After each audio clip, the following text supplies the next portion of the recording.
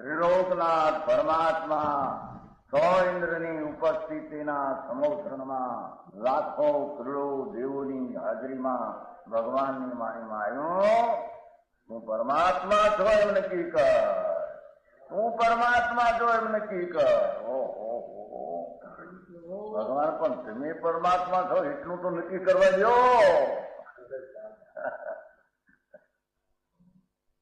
એ પરમાત્મા અમે છે નક્કી ક્યારે થઈ છે કે તું પરમાત્મા છો એવો અનુભવ થઈએ ત્યારે પછી આ પરમાત્મા વ્યવહાર તને નક્કી થશે. નિશ્ચય નક્કી ત્યારના વ્યવહારનું નક્કી થશે.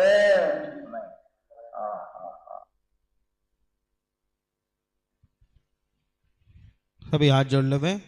वंदितु सौव सिद्धे ध्रुवमचल मनोवमं गदिं पत्ते ओछामि समय पाहुड़ मिणमो सुद केवली भणिदम.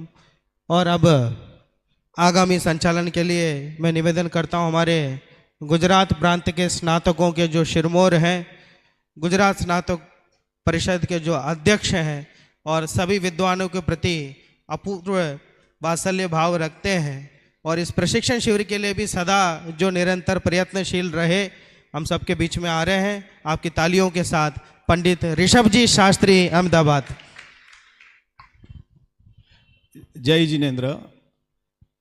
आज की गोष्ठी अंतिम चरण में है और उसका 15वां सत्र है. गुरुदेव श्री ने तो अपनी पूरे जीवन में 19 बार 18 बार परिपूर्ण रूप से, 19 बार अपरिपूर्ण रूप से भरी सभा में प्रवचन किया था. हमारे बड़े भ्राता सब यहाँ बैठे हैं, तो मेरा एक उनसे प्रश्न है कि वास्तव में वो 19 बार ही किया था कि कम किया था या ज़्यादा किया था, वो बाद में पूछेंगे. हाँ, गोष्ठी में आज का जो अपना जो विषय है वह है उपाय उपेय अधिकार. जब हम जयपुर नहीं गए थे और बचपन में पाठशाला में पढ़ते थे तब एक वाक्य आता था, हूँ जीव छू, मारामा ज्ञान छे अने हूँ ज्ञानथी जाणुं छूं. एनी ऑपोजिटमां शरीरनुं छे. समयसार पढ़ते समय भी यदि ज्ञान की ही मुख्यता है तो जो बचपन में हमने ज्ञान के बारे में सुना था और समयसार में जो ज्ञान के बारे में बात है उसमें क्या अंतर है और किस रूप से वो ज्ञान को बताना चाहते हैं. क्योंकि बचपन से आज तक हम जो भी ज्ञान को सोचते हैं या समझते हैं तो ज्ञान का जो हमारा लक्ष्य है वो ज्ञान कौन सा है.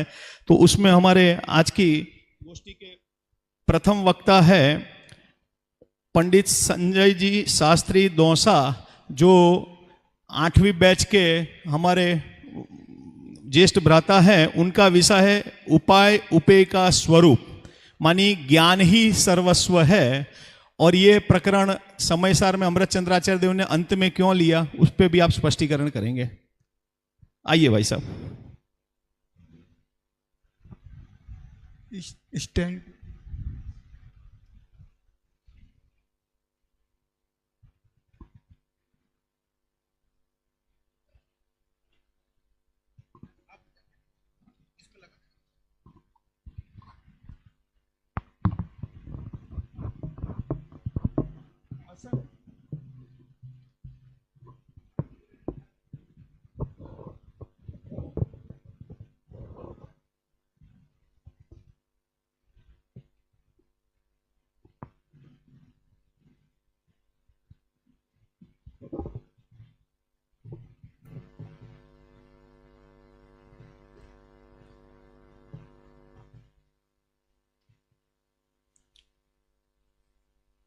नमः समय साराय स्वानुभूत्या चकासुते चित्स्वभावाय भावाय सर्वभावांतरच्छिदे.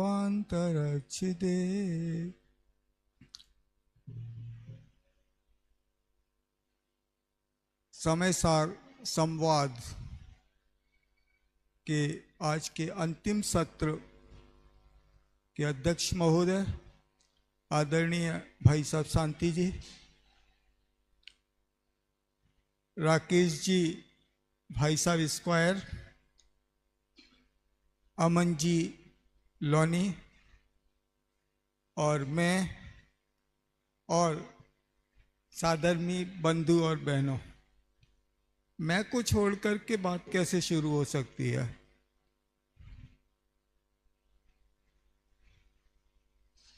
उपाय और उपेय का स्वरूप, ये विषय पर अपन थोड़ी बात करते हैं। शाद्वाद अधिकार का प्रारंभ अमृतचंद्र आचार्य देव ने किया था। यहाँ से अमृतचंद्र आचार्य देव का समय सार शुरू होता है। उन्होंने एक प्रतिज्ञा श्लोक लिखा था कि शाद्वाद शुद्ध्यर्थम वस्तु तत्व व्यवस्थित उपाय उपेय भावश्च मनाग भूयोपि चिंतित। थोड़ी सी और चर्चा करते हैं, ऐसा अमृतचंद्र आचार्य देव ने कहा था। इसका मतलब पूरे समय सार में वो ये शाद्वाद की ही बात कर रहे थे। अनंत धर्मणस्तत्वम पश्यन्ति प्रत्यगात्मना, वहाँ से लेकर के, और निरंतर वो शाद्वाद की शुद्धि की बात ही कर रहे थे, जिससे वस्तु तत्व की व्यवस्था हो सके और उपाय उपेय भाव सुनिश्चित हो सके। लेकिन फिर उन्हें विकल्प आया कि इस पर और चिंतन होना चाहिए। तो 14 बोलों के द्वारा उन्होंने शाद्वाद अधिकार की सिद्धि की थी, जिसकी चर्चा हमने परसों की थी। कल हमने 47 शक्तियों की चर्चा की थी। वहाँ भी यही दो उद्देश्य थे। एक शाद्वाद की शुद्धि के लिए वस्तु तत्व की व्यवस्था की बात थी और उपाय उपेय की बात थी। फिर स्वतंत्र रूप से उपाय उपेय अधिकार की बात शुरू की, और वो बात पहले से जुड़ी हुई है। 47 शक्तियों में अंत में कारक शक्तियों की चर्चा की गई है। कर्म, कर्ता, करण, संप्रदान, अपादान, अधिकरण और अंत में संबंध, इन कारक शक्तियों की चर्चा की गई है। और हमारा जो फोकस है वो 2 शक्तियों के ऊपर है। एक और जोड़ लें तो कर्म को और जोड़ लें तो 3 शक्तियों पर है, कर्म, कर्ता और करण। कर्म शक्ति में आत्मा का जो सिद्ध भाव रूप है, उस सिद्ध भाव रूप को आत्मा स्वयं प्राप्त करता है। कर्ता शक्ति में आत्मा स्वयं सिद्ध भाव रूप परिणमित होता है। करण शक्ति की बात करें तो साधन के रूप में स्वयं ही सिद्ध रूप परिणमित होता है। 47 शक्तियों में द्रव्य, गुण और पर्याय तीनों रूप में शक्ति का विवेचन था। अब यहां थोड़ा सा आगे बढ़ते हैं उपाय उपेय में। और उपाय और उपेय, उपाय का मतलब एक शब्द दिया अमृतचंद्र आचार्य देव ने, साधन भाव। उपेय मतलब साध्य भाव। जो साधन भाव है वो उपाय, और जो साध्य भाव है उपेय। दूसरे शब्दों में अगर हम कहें तो जो साधक अर्थात जो अपूर्ण अवस्थाओं की चर्चा है वो सारी साधक भाव की चर्चा है, और जो पूर्ण अवस्था की चर्चा है वो साध्य भाव की चर्चा है। यहाँ खास बात यह है कि हमें वो पंक्ति याद रख करके चलनी पड़ेगी कि जेई जेई साधक हैं तेई तेई बाधक हैं, है ना। जो जो साधक हैं, जो जो चीजें साधक होती हैं वे बाधक रूप से सिद्ध होती हैं, और आगे चल करके निरंतर साध्य बदलता चला जाता है। निचली अगर गुण स्थानों की हम बात करें तो निचले गुण स्थानों में निश्चय और व्यवहार दोनों तरह के भाव रहते हैं, और ठीक इसी तरह से साधक भाव और सिद्ध भाव ये निरंतर में बने रहते हैं। एक उदाहरण से समझें तो शायद बात समझ में आए आपके, कि जैसे पहली कक्षा से लेकर के 16 MA तक है, अब शायद 17 कक्षाएं हो गई हैं, तो MA तक की पूरी जो यात्रा है, इस यात्रा को हम 2 हिस्सों में बांट सकते हैं।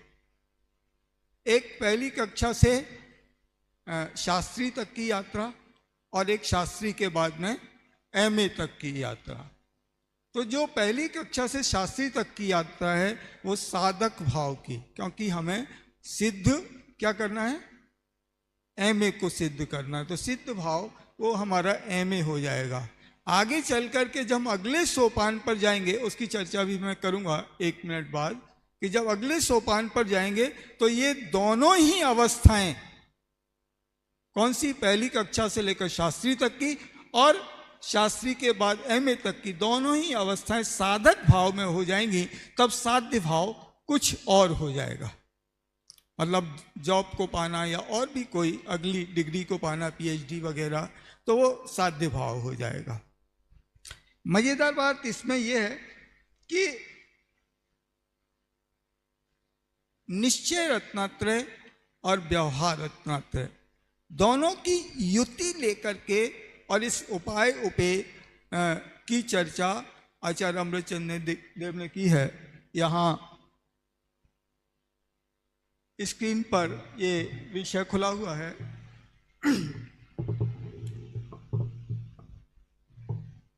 और ये लिखा हुआ है, थोड़ा सा ऊपर कीजिए। अब उपाय उपेय भाव वापस वहीं पर लाइए। हाँ, अब उपाय उपेय भाव पर विचार करते हैं। तात्पर्य यह है कि अकेली एक ज्ञान मात्र आत्म वस्तु में उपाय उपेय अर्थात साधक भाव, उपेय भाव अर्थात साध्य भाव किस प्रकार घटित होते हैं, यह बताते हैं। क्या स्पष्ट किया कि यद्यपि आत्म वस्तु ज्ञान मात्र ही है, तथापि इसमें उपाय उपेय भाव विद्यमान रहता ही है, क्योंकि एक होने पर भी आत्मा साधक रूप से और साध्य रूप से स्वयं ही परिणमित होता है। उसमें जो साधक रूप भाव है वह उपाय है, जो सिद्ध रूप भाव है वह उपेय है। तात्पर्य यह है कि मोक्ष मार्ग उपाय है और मोक्ष उपेय है। नियम सार जी की वो गाथा 3 नंबर की मग्गो मग्ग फलत्ती है, वो भाव यहाँ पर आ रहा है कि मोक्ष मार्ग उपाय है और मोक्ष उपेय है। ये विषय पूर्व में भी 15 नंबर के कलश में समय सार जी में आता है और वहाँ भी साध्य भाव और साधन भाव की चर्चा की है। वो कलश है एस घनाघन नित्यो महात्मा सिद्धि मभिसुभि साध्य साधन भाविन दुदैक समुपास्यताम। उपासना शब्द थोड़ा सा आपको दिक्कत पैदा कर रहा होगा, तो मैं आपको ध्यान दिलाऊं कि परसों या शायद कल सोमत प्रकाश जी भाई साहब के प्रवचन में सेवा के बहुत सारे अर्थ आए थे। ख्याल आ रहा है क्या? हाथ पैर दबाना, बैया व्यक्ति करना, ये भी सेवा होती है और ये व्यक्ति के ऊपर निर्भर करता है कि उसके सामने क्या उसका अर्थ हो। डॉक्टर का सेवा का अर्थ अलग होगा, वकील का अलग होगा, एक टीचर का सेवा का अर्थ अलग होगा, तो सारे अर्थ अलग। ऐसे यहाँ उपासना का अर्थ भी विभिन्न अर्थों में बदलता चला जाएगा। टीका को हम अगर देखें तो टीका में लिखते हैं कि अनादिकाल से मिथ्या दर्शन, मिथ्या ज्ञान और मिथ्या चारित्र द्वारा स्वरूप से चित होने के कारण संसार में परिभ्रमण करते हुए भली भांति ग्रहण किए गए। यहां तक तो सामान्य बात है कि अनादिकाल से जीव मिथ्या दर्शन, मिथ्या ज्ञान चारित्र के कारण परिभ्रमण कर रहा है, लेकिन यहां से बात में हल्का सा परिवर्तन आता है और वो कहते हैं कि व्यवहार सम्यक दर्शन ज्ञान चारित्र के पाक के प्रकर्ष की परंपरा से क्रमशः स्वरूप में आरोहण कराए जाते इस आत्मा को, स्वरूप में आरोहण कराए जाते इस आत्मा को, रुकिए, व्यवहार दर्शन ज्ञान चारित्र के पाक की प्रकर्ष। साधक भाव की उपासना वो सामान्यतः चौथे गुण स्थान से प्रारंभ होती है और 12वें गुण स्थान तक है, और 13वें और 14वें गुण स्थान की वो सिद्ध भाव की उपासना है। अब चौथे गुण स्थान से पहले की जो स्थिति है, जिसे यहां व्यवहार दर्शन ज्ञान चारित्र कहा जा रहा है, उसके पाक का प्रकर्ष, पाक का प्रकर्ष मतलब कि वह व्यवहार रत्नत्र जब अपनी सर्वोच्च ऊंचाई पर पहुंचता है, सर्वोच्च ऊंचाई उसकी कौन सी है? करण लब्धि के अंतिम समय का परिणाम, वो उसकी सर्वोच्च ऊंचाई है। और उससे पहले की स्थिति कि जहां से वो क्षयोपशम लब्धि से विशुद्धि लब्धि में थोड़ा सा प्रकर्ष हो रहा है, विशुद्धि से देशना के पहले समय से अंतिम समय तक निरंतर प्रकर्ष होता है। उसके बाद प्रायोगिक के प्रथम समय से अंतिम समय तक निरंतर प्रकर्ष, करण के प्रथम समय से अंतिम समय तक का प्रकर्ष। उल्टे लौट करके भी हम बात कर सकते हैं कि करण लब्धि के अंतिम समय से देशना लब्धि के प्रथम समय। देशना लब्धि को मैं क्यों ले रहा हूं कि आगम का सेवन, युक्ति का अवलंबन, परंपरा, गुरु का उपदेश, है ना। रसपूर्ण चिट्ठी की अगर बात करें तो आगम का सेवन और गुरु उपदेश, यहां से एक प्रकर्ष की शुरुआत होती है। क्षयोपशम सहज सबको प्राप्त होता है, अनेक बार विशुद्धि भी प्राप्त हो जाती है, लेकिन देशना लब्धि से जो शुरुआत है, तो दर्शन ज्ञान चालित व्यवहार सम्यक इसके पाक की परंपरा का प्रकर्ष वो कर्ण लब्धि के अंतिम समय तक पहुंचता है, और उसके बाद में निश्चय, सम्यक दर्शन, सम्यक ज्ञान, सम्यक चारित्र, इनका जो साधक भाव से इनकी उपासना होती है और इनका प्रकर्ष रूप जो पहुंचता है वो 12वें गुण स्थान में पहुंचता है, जहां हमारी साधक भाव की दृष्टि से उपासना होती है। तो उपाय और उपेय स्पष्ट हो रहा है कि जहां साधक भाव से, ये पूरी टीका है, 3 पैराग्राफ की टीका है, हमने केवल 1 पैराग्राफ ही पढ़ा है, और मेरे ख्याल से घड़ी भी मुझे इशारा करने लगेगी। तो ये पूरा जो विषय है उपाय और उपेय का स्वरूप, इसमें एक ज्ञान मात्र भाव में, मतलब द्रव्य गुण पर्याय, तो पर्याय में भी निर्मल पर्याय, उस निर्मल पर्याय के ही 2 पार्ट किए जा रहे हैं, एक साधक भाव और एक साध्य भाव।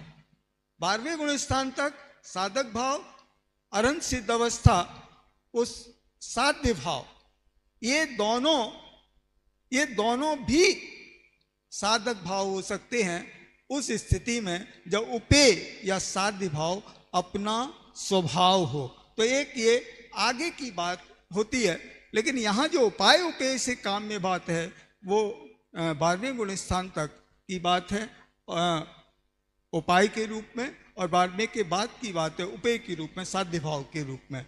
तो बहुत स्पष्ट है कि जो है वो तो है ही, सत्ता, अस्तित्व, द्रव्य गुण वो तो है ही, लेकिन जो होना है, उस होने हैं या जो होती हैं, उन निर्मल परिणतियों में, निर्मल पर्यायों में ये उपास्य और उपासक का भेद होता है। और एक साधक जीव उस साध्य भाव से, वहाँ तो 15 कलश में तो कहा चाहे साध्य भाव से उपासना करो चाहे साधक भाव से उपासना करो, लेकिन उपासना एक ही करनी है। और यहाँ पर निश्चित रूप से पहले साधक भाव से उपासना करनी है, फिर साध्य भाव से उपासना करनी है। तो ये उपाय और उपेय का स्वरूप है। और पंच परमागम में ये विषय बार बार व्यवहार मोक्ष मार्ग और निश्चय मोक्ष मार्ग के रूप में बार बार ये विषय आया है। और बार बार हर बार समझने योग्य है। उपाय उपेय के स्वरूप के संबंध में ये सारी चर्चा की शेष फिर जय जी ने। आदरणीय अध्यक्ष महोदय से एक प्रश्न मैं करना चाह रहा हूँ यहाँ पर। भाई साहब, यहाँ पर ये व्यवहार मोक्ष मार्ग से निश्चय मोक्ष मार्ग तक की एक यात्रा का वृत्तांत समझ में आता है, और व्यवहार रत्नत्रय के पाक के प्रकर्ष की परंपरा, इसका क्या अर्थ लिया जा सकता है? अभी संजय जी ने बहुत अच्छा लेने का प्रयास किया। देशना लब्धि से करण लब्धि, और फिर करण लब्धि से सम्यक्त्व की प्राप्ति होने के बाद 14वें गुणस्थान तक, और फिर सिद्ध दशा। इसलिए बिना देशना लब्धि के न सम्यक दर्शन की प्राप्ति होती है, न आगे जीव बढ़ सकता है। और देशना लब्धि की प्राप्ति के लिए जो भूमिका चाहिए वह भी उसके पूर्व में आवश्यक है। जयचंद जी छाबड़ा ने 11वीं 12वीं गाथा के भावार्थ में इस बात को बहुत अच्छी तरह से स्पष्ट किया है। सम्यक दर्शन की प्राप्ति से पहले का व्यवहार, और सम्यक दर्शन प्राप्त होने के बाद का व्यवहार, और फिर व्यवहार के अभाव की 3 रीतियाँ काफ़ी विस्तार से उन्होंने चर्चा की है। इसलिए पूर्व भूमिका भी आवश्यक है। अभी कदाचित पूर्व में मूल ग्रंथ में व्यवहार के अभूतार्थ पने के कारण उसके निषेध की चर्चा आई हो, तो भी स्याद्वाद सिद्ध्यर्थम, वो बराबर स्याद्वाद की सिद्धि के लिए यहाँ उन दोनों की चर्चा पुनः ले रहे हैं।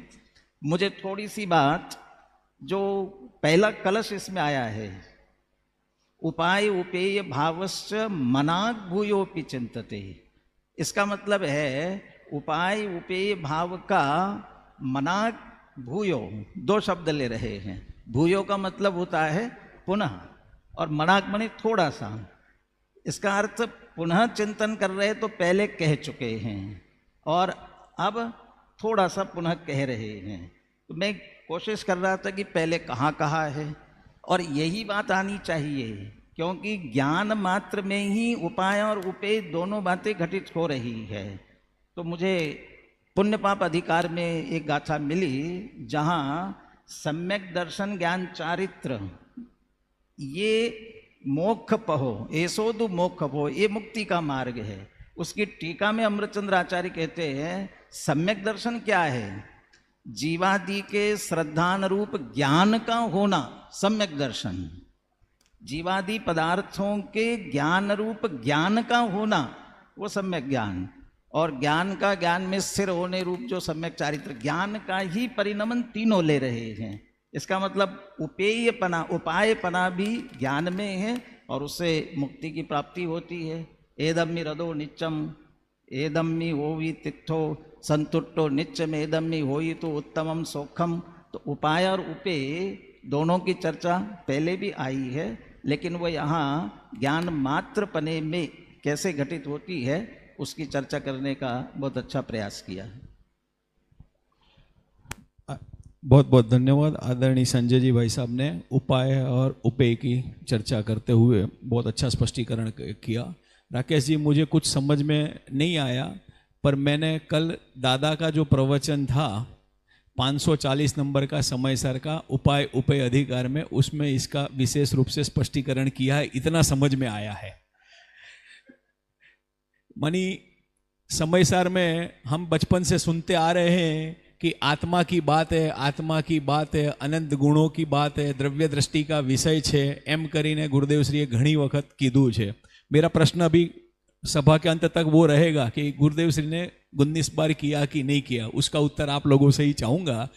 पर यहाँ दादा ने अपने प्रवचन में एक बात और भी बताई कि जब भी हम 47 शक्तियों की चर्चा करते हैं, ये अधिकार की बात आती है तो 47 शक्तियों तक ही हम लोग सीमित रहते हैं। उसमें स्यादवाद की बात है, उसकी ओर हमारा ध्यान जाता नहीं है, और स्यादवाद में भी ज्ञान को ही प्रधानता दी है, उस पे इन्होंने वजन दिया है। विचारों में अनेकांत, वाणी में स्यादवाद, जीवन अहिंसामयी और व्यवहार अपरिग्रह, ऐसा हमें जैन धर्म के 4 स्तंभ है। अब मैं अग्रिम वक्ता के रूप में अपने अमन जी शास्त्री जो 38वीं बैच के हैं, उनका विषय है ज्ञान और क्रिया में मैत्री, तीव्र मैत्री ऐसा शब्द भी है। तो आप, हाँ।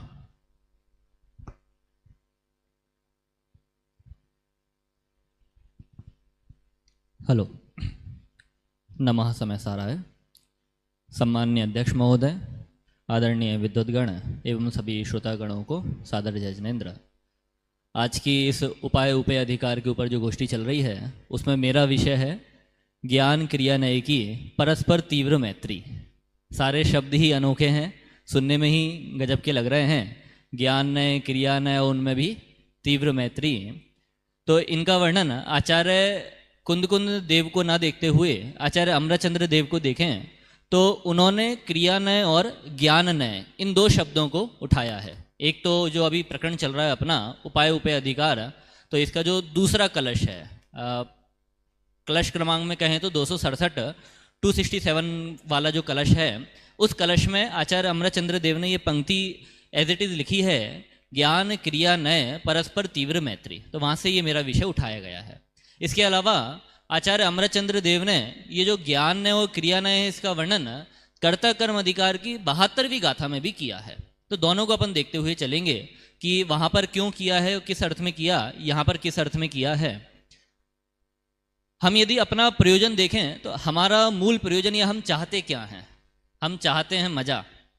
अब भले ही उसे हम सभ्य भाषा में सुख कह दें, आनंद कह दें, पर यदि अपनी बोलचाल की भाषा में कहें तो हम मजा चाहते हैं। और वो मजा कहाँ पर है? वो मजा है मोक्ष में। और वो मोक्ष ही इस उपाय उपय अधिकार में बोला वो मेरा साध्य भाव है। और उस साध्य भाव को प्राप्त करने के लिए मुझे क्या करना या उसको कैसे प्राप्त कर सकते हैं, उसका उपाय यहाँ पे बताया।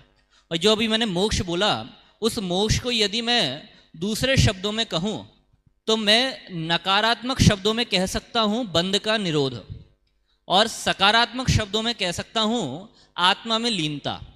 तो इसमें मैंने दो शब्द बोले हैं, एक तो बंध का निरोध सो मोक्ष, और एक है आत्मा में लीनता, जो ज्ञान मात्र आत्मा है उसका ही आश्रय लेना, वो मोक्ष।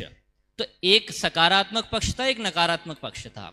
तो इसमें जो नकारात्मक पक्ष है कि बंध का निरोध, इसकी चर्चा की है 72वीं गाथा में।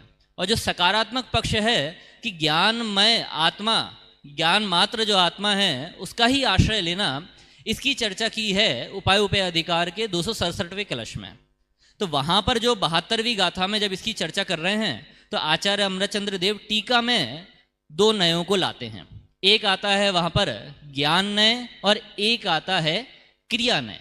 वहाँ पर तो आचार्य देव कहते हैं कि एकांत क्रिया नय किसे कहना वो गलत है और एकांत ज्ञान नय किसे कहना वो गलत है। वहाँ पर क्या कहते हैं आचार्य देव कि सामान्य रूप से जब भी हम क्रिया नय की बात कर रहे हैं तो क्रिया शब्द सुनते ही हमारे मन में व्रत आदि विकल्प उठते हैं कि हमें ऐसा शील का पालन करना है, ऐसा व्रत का पालन करना है, ऐसे महाव्रत धारण करने हैं, हमारे दिमाग में यही आता है।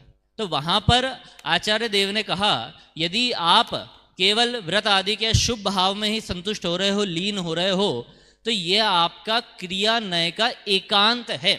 इसका मतलब ये आपका सही क्रिया नय नहीं है। तो वहाँ पर ये चर्चा उठाई। और फिर इसके बाद किसी ने बोला भैया राग की मंदता तो कह सकते हैं अपन क्रिया नय, या व्रत आदि में संलग्न होना। तो वहाँ पर कहा कि नहीं, यदि आप केवल इसी को मान रहे हैं, राग की मंदता और व्रत आदि में संलग्न होना, तो ये क्रिया नय का एकांत है, इससे काम नहीं चलने वाला। तो बाजू में ये ज्ञान नय खड़ा था, ज्ञान नय खुश हो गया, चलो मेरे ऊपर आ रहे हैं, कह रहे मेरे बिना काम नहीं चलेगा। तो उस ज्ञान नय ने कहा कि चलो अच्छा है, देखो मैं कितना स्वाध्याय करता हूँ, मैं ग्रंथों का अध्ययन करता हूँ, तो मेरे से तो काम हो जाएगा। फिर आचार्य अमरचंद्र देव ने कहा कि नहीं भैया, आप केवल शास्त्र अध्ययन कर रहे हो, तो इस शास्त्र अध्ययन से भी बंध का निरोध नहीं होने वाला, आपका काम नहीं चलने वाला है। और गुरुदेव श्री ने इसे नाम दिया शुष्क ज्ञान, कि आपका केवल यदि किताबी ज्ञान है तो वो शुष्क ज्ञान है, वो आपका बंध का निरोध नहीं करा सकता है। और एक और शब्दों में कहा कि यदि आपका ज्ञान परलक्षी ज्ञान है तो वो परलक्षी ज्ञान आपका बंध का निरोध नहीं करा सकता। तो यदि आपका केवल परलक्षी ज्ञान है, शुष्क ज्ञान है, किताबी ज्ञान है, तो ये आपका क्रिया नय का एकांत है। तो ये ज्ञान नय का एकांत है। तो इस ज्ञान नय के एकांत से और क्रिया नय के एकांत से आप बंध का निरोध नहीं कर सकते हो। तो भैया सही क्या है, क्रिया नय सही कौन सा है, ज्ञान नय सही कौन सा है, थोड़ा पॉजिटिव वे में बताओ। उसके लिए फिर आचार्य उपाय उपय अधिकार में आके कहते हैं कि ज्ञान नय और क्रिया नय वास्तव में है क्या। तो यदि कलश आ रहा होगा, आप देख रहे होंगे पहली लाइन में लिखा है स्यादवाद कौशल सुनिश्चल संयम। तो वहां पर ज्ञान नय को कहा स्यादवाद कौशल अर्थात स्यादवाद की प्रवीणता, और क्रिया नय को कहा सुनिश्चल संयम, सुनिश्चल संयम। इसका मतलब क्या है? कोई ऐसा कहे कि क्रिया नय में हमें बाहर बाहर के ही काम करना है, तो आचार्य देव कह रहे हैं क्रिया नय में ये आप बाहर के व्रतादिक धारण नहीं करना, क्या लेना? सुनिश्चल संयम। हम भी तो वही कह रहे हैं, संयम मतलब महाव्रत, महाव्रतों का पालन नहीं। यहां पर संयम का मतलब महाव्रत नहीं है, संयम का मतलब है आत्मा में संयमित हो जाना, आत्मा में सीमित हो जाना, आत्मा का ही आश्रय लेना, आत्मा में ही लीन हो जाना। ये यहां पर बोल रहे हैं सुनिश्चल संयम, अर्थात हमारा जो उपयोग है, हमारा जो ज्ञान है, वो ज्ञान आत्मा से भटके ना, इसका नाम यहां पर कहा सुनिश्चल संयम, जिसे क्रिया नय कह के कहा। इसके बाद दूसरा शब्द यहां पर लिखा ज्ञान नय। ज्ञान नय का मतलब क्या? तो ज्ञान नय का मतलब स्यादवाद की प्रवीणता कहा। स्यादवाद देखिए है तो दो पक्ष दिखाई दे रहे हैं हमें, क्रिया नय और ज्ञान नय, पर और गहराई में जाके आप देखेंगे तो आपको तीन पक्ष दिखाई देंगे, क्योंकि ज्ञान नय के अंदर लिया स्यादवाद, और स्यादवाद अपने आप दो पक्षों को ग्रहण करके बैठा है।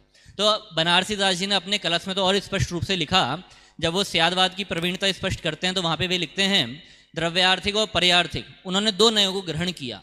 तो सबसे पहला कदम हमारा उठेगा कि स्यादवाद के द्वारा अर्थात द्रव्यार्थिक, पर्यार्थिक और सामान्य रूप से बात करें तो निश्चय व्यवहार नयों के माध्यम से वस्तु स्वरूप को यथावत समझना।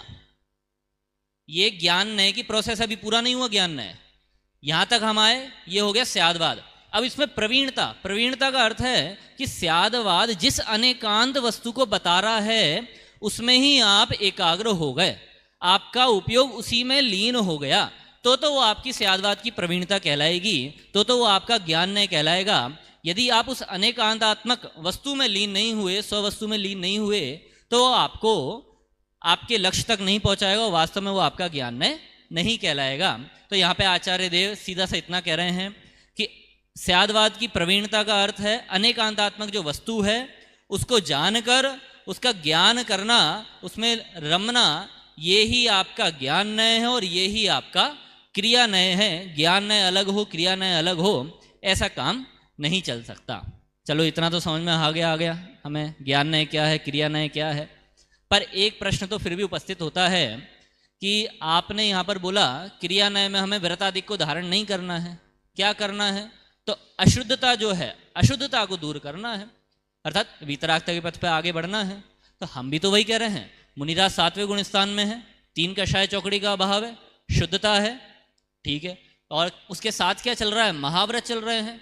तो आप महाव्रत का तो निषेध कर रहे हो और शुद्धता का ग्रहण कर रहे हो, ऐसा क्यों है? तो यहाँ पर बहुत ध्यान देने वाली बात है कि जो उपाय उपय अधिकार है, वहां पर आचार्य देव ये कह रहे हैं कि उपाय भी आप स्वयं हो और उपेय भी स्वयं हो, आप स्वयं ही साधक हो और स्वयं ही साध्य हो, आपको पर में नहीं जाना। और अगर आप महाव्रत इत्यादि को देखोगे तो महाव्रत ये शरीर की क्रिया है, बाहरी की क्रिया है, तो अपने आप पर में चले गए ना। तो इसलिए वहां पर महाव्रत आदि का निषेध किया। फिर शुद्धता का निषेध क्यों नहीं किया? वीतरागता का, क्योंकि वो अपना गुण है। और यहाँ पर साध्य भाव भगवान को लिया, अर्थात सर्वज्ञता और वीतरागता। तो सर्वज्ञता के लिए यहाँ पर ज्ञान नय का प्रयोग, ज्ञान नय का प्रयोग किया, और वीतरागता, राग के अभाव अर्थात शुद्धता, अशुद्धता के नाश में शुद्धता की प्रकटता के लिए वीतरागता को ग्रहण किया। तो वीतरागता को बतलाने के लिए यहाँ पर क्रिया नय कहा, और सर्वज्ञता को बतलाने के लिए ज्ञान नय कहा। और सर्वज्ञता वीतरागता साथ हो तो भगवान साध्य भाव होते हैं। वैसे ही उनको प्राप्त करना है तो ज्ञान नय और क्रिया नय की परस्पर तीव्र मैत्री होनी चाहिए। जब ज्ञान नय और क्रिया नय की परस्पर तीव्र मैत्री होगी तभी हम अपने साध्य भाव को प्राप्त कर पाएंगे, ऐसा आचार्य देव यहाँ पर स्पष्ट कर रहे हैं। यहाँ पर हम जो मूल कलश है उस कलश को बोलते हुए विषय को पूर्ण करते हैं। सब साथ में बोल सकते हैं।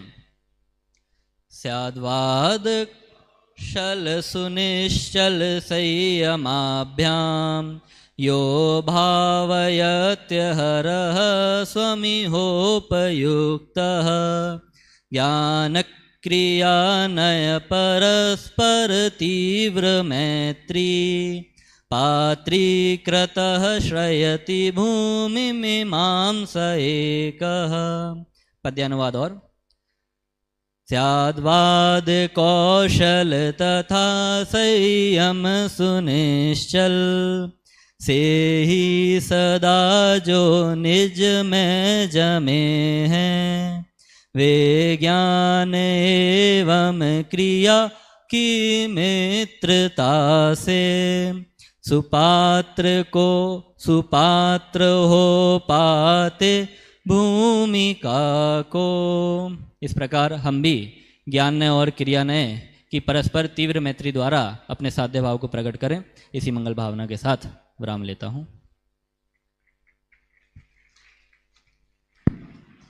ज्ञान क्रियानय की परस्पर तीव्र मैत्री को कर्ता कर्म अधिकार में जहाँ चर्चा आई थी वहाँ से उठा करके बहुत अच्छा स्पष्ट करने का प्रयास किया। वहाँ दोनों की तीव्र मैत्री बहुत अच्छी तरह से एक आगे स्पष्ट की। तीव्र मित्रता कैसी है, एक अकेला बढ़ता नहीं है, दूसरे को साथ में लेकर के बढ़ता है। मित्रता तो दोनों मित्र साथ साथ बढ़ने चाहिए ना, तो साथ साथ बढ़ते हैं। वहाँ कहाँ आत्मा और आश्रव में भेद विज्ञान भिन्नता जानी, तो जो भिन्नता जानी वो ज्ञान है कि नहीं? यदि आश्रव में लगा है तो ज्ञान ही नहीं है। तो ज्ञान किसको कहेंगे कि आश्रव से निवृत्त हो, माने वो भेद विज्ञान ज्ञान आश्रव की निवृत्ति रूप क्रिया के साथ होना चाहिए। और आश्रव की निवृत्ति, हमने क्रोध नहीं किया, मान नहीं किया, माया नहीं की, लोभ नहीं की, कहाँ गए? यदि ज्ञान स्वरूप आत्मा में आए तो वो निवृत्ति सही है। ये दोनों का परस्पर में सुमेल है। और इस सुमेल को आगे बढ़ाते बताते हुए ये कहा, जैसे जैसे विज्ञान घन स्वभाव होता जाता है त्यों त्यों आश्रव से निवृत्त होता है, और ज्यों ज्यों आश्रव से निवृत्त होता है त्यों त्यों विज्ञान घन स्वभाव में स्थित होता जाता है। एक ये भी दोनों की परस्पर की मित्रता है। हमारा ध्यान इधर जाते ही ज्ञान क्रिया की परस्पर मित्रता, तो ऐसा लगता है कि शास्त्रों का अभ्यास करना ये ज्ञान, और बाहर का व्यवहार क्रिया करना वो चारित्र क्रिया, और इनको हम मिलाते नहीं है इसलिए गड़बड़ हो रही है। तो हम शास्त्रों का अभ्यास भी करें, ये मुमुक्षु लोग हैं, ये आचरण का पालन नहीं करते हैं। अब ये आचरण का पालन करने वाले शास्त्र स्वाध्याय नहीं करते, इसलिए सब गड़बड़ हो रही है। और यदि शास्त्र स्वाध्याय करने वाला आचरण का पालन भी करे तब तो सही हो गया ना। ये तो अभ्यास हुआ, दोनों भूलों के साथ एक साथ करने वाली बात हुई। इसलिए साधवाद की कुशलता से स्वरूप जानकर और फिर संयम का अर्थ अपने स्वरूप की स्थिरता वाली क्रिया, ये दोनों साथ साथ चलती है। और यहाँ तो ये कह रहे कि तब तो पात्र होता है और फिर आगे सिद्धपने को बढ़ सकता है। बहुत बढ़िया अमन जी भाई साहब ने बताया। एक मिनट भाई साहब, प्रवचन सार के 47 नयों में भी क्रिया नय और ज्ञान नय दोनों नए आते हैं। ये 42 और 43 नंबर के नए हैं, क्रिया नय ज्ञान नय, उसके बाद व्यवहार नय निश्चय नय, उसके बाद अशुद्ध नय और शुद्ध नय।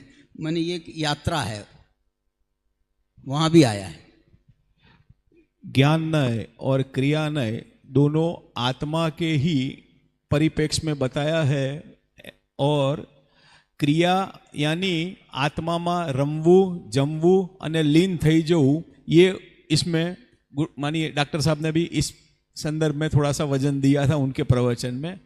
फिर दूसरा यहाँ पढ़ते पढ़ते मेरा ध्यान गया कि बाह्य क्रियाकांड नथी मानी नहीं है, वो हिंदी में लिखा था। सम्यक दर्शन मानी रत्नत्रय प्रकट होता है तो जो ये क्रिया होती है वो बाह्य क्रियाकांड नहीं है। तो एक दूसरा विकल्प ये भी सोच सकते हैं भाई साहब, गलती हो सकती है पर जरा सोचने, मानी मित्रता अकेले साथ रहने को ही मित्र नहीं कहते, यदि क्रियाकांड करता है तो वो छोड़ते हुए क्रियाकांड करता है ज्ञानी जीव, ऐसा भी हम समझ सकते हैं। शायद मैंने सुना है, कल ही सुना है, इसलिए इसको भी आप मित्रता के रूप में, मानी मित्र साथ में रहे ऐसा नहीं है। कई बार ऐसे प्रसंग होता है कि मित्र को पढ़ाई करनी होती है और कुछ भी फील्ड में जाना होता है तो मित्र उसको सपोर्ट के लिए पीछे खड़ा रहता है, इसीलिए इसको बाह्य क्रियाकांड नहीं कहा है। ऐसा बहुत ही बढ़िया वक्तव्य रखा है। अब ज्ञान के सिलसिले में आगे जो आत्मा की अखंडता है वो द्रव्य क्षेत्र काल भाव से अखंडता आत्मा की है, ऐसे हमारे डॉक्टर राकेश जी भाई साहब नागपुर इस विषय को स्पष्टीकरण करेंगे। भाई साहब। देखिए आदरणीय अध्यक्ष महोदय और हमारे सभी वक्ता साथी और भाइयों और बहनों, ये जो विषय मुझे दिया गया है द्रव्य क्षेत्र काल भाव से आत्मा की अखंडता, असल में क्या है, हम ये पूछें आपसे कि भैया बताओ द्रव्य दृष्टि का विषय वो द्रव्य है कि क्षेत्र है कि काल है क्या भाव है, क्या है द्रव्य दृष्टि का विषय? तो आप बोलोगे द्रव्य दृष्टि का विषय, उसमें नाम ही, उसमें आप खुद ही बोल रहे हो द्रव्य दृष्टि का विषय द्रव्य ही होगा। लेकिन यहां आचार्य इस बात का खंडन कर रहे हैं। द्रव्य दृष्टि का विषय अकेला द्रव्य नहीं है, अकेला क्षेत्र नहीं है, अकेला काल नहीं है, अकेला भाव नहीं है, बल्कि द्रव्य क्षेत्र काल भाव चारों की अखंडता को लिए हुए जो शुद्धात्मा है वो द्रव्य दृष्टि का विषय है। कहने का मतलब ये है, यहाँ पर अभी ये जो अपना प्रकरण चल रहा है अंतिम, कुल मिलाकर के 277 कलश हैं समय सार में, और इसमें 277 है ना, और इसमें 270 और 271 आखिरी में कलश, बहुत सारे कलश आए हैं। वहाँ पर बीच में 270 नंबर का कलश आया और उसके बाद में 271 नंबर का कलश आया। इसके बीच में 270 और 271 के बीच में पता नहीं आचार्य अमृतचंद्र देव के मन में क्या आया, वो शुद्धात्मा की ही बात कर रहे हैं, शुद्धात्मा की ही बात कर रहे हैं, और बीच में वो कलश बोलते बोलते बीच में गद्य बोलने लगे, और वो गद्य भी कुछ ऐसा बोल रहे हैं मानो वो भी एक कलश हो, मानो वो भी एक कोई पद्य हो। लेकिन सामान्य से पद्य में 4 पद होते हैं, लेकिन ये जो उनको पद बनाना था ये 5 पदों का पद है। जैसे नमोकार मंत्र है ना अपना 5 पदों का, लेकिन वो तो गाथा में किसी प्रकार से एडजस्ट हो गया। लेकिन यहाँ पर जो है उन्होंने इसको पद्य नहीं बनाया, लेकिन आप यदि सुनोगे तो उसको वो बोल जरूर रहे हैं ऐसा ही मानो पद्य ही बोल रहे हो। ये निकालना 270 के बाद में बेटा, 270 के बाद में।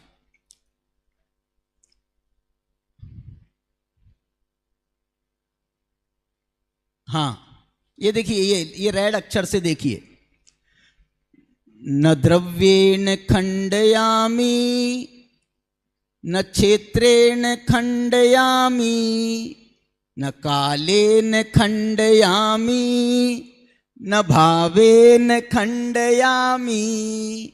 अब 4 पंक्ति का तो हो गया, लेकिन अकेले में इतने में संतोष नहीं हुआ है आचार्य देव को। आचार्य देव कह रहे हैं सुविशुद्ध एको ज्ञान मात्र भावोस्मि, मैं तो सुविशुद्ध एक ज्ञान मात्र भाव हूं। कैसा?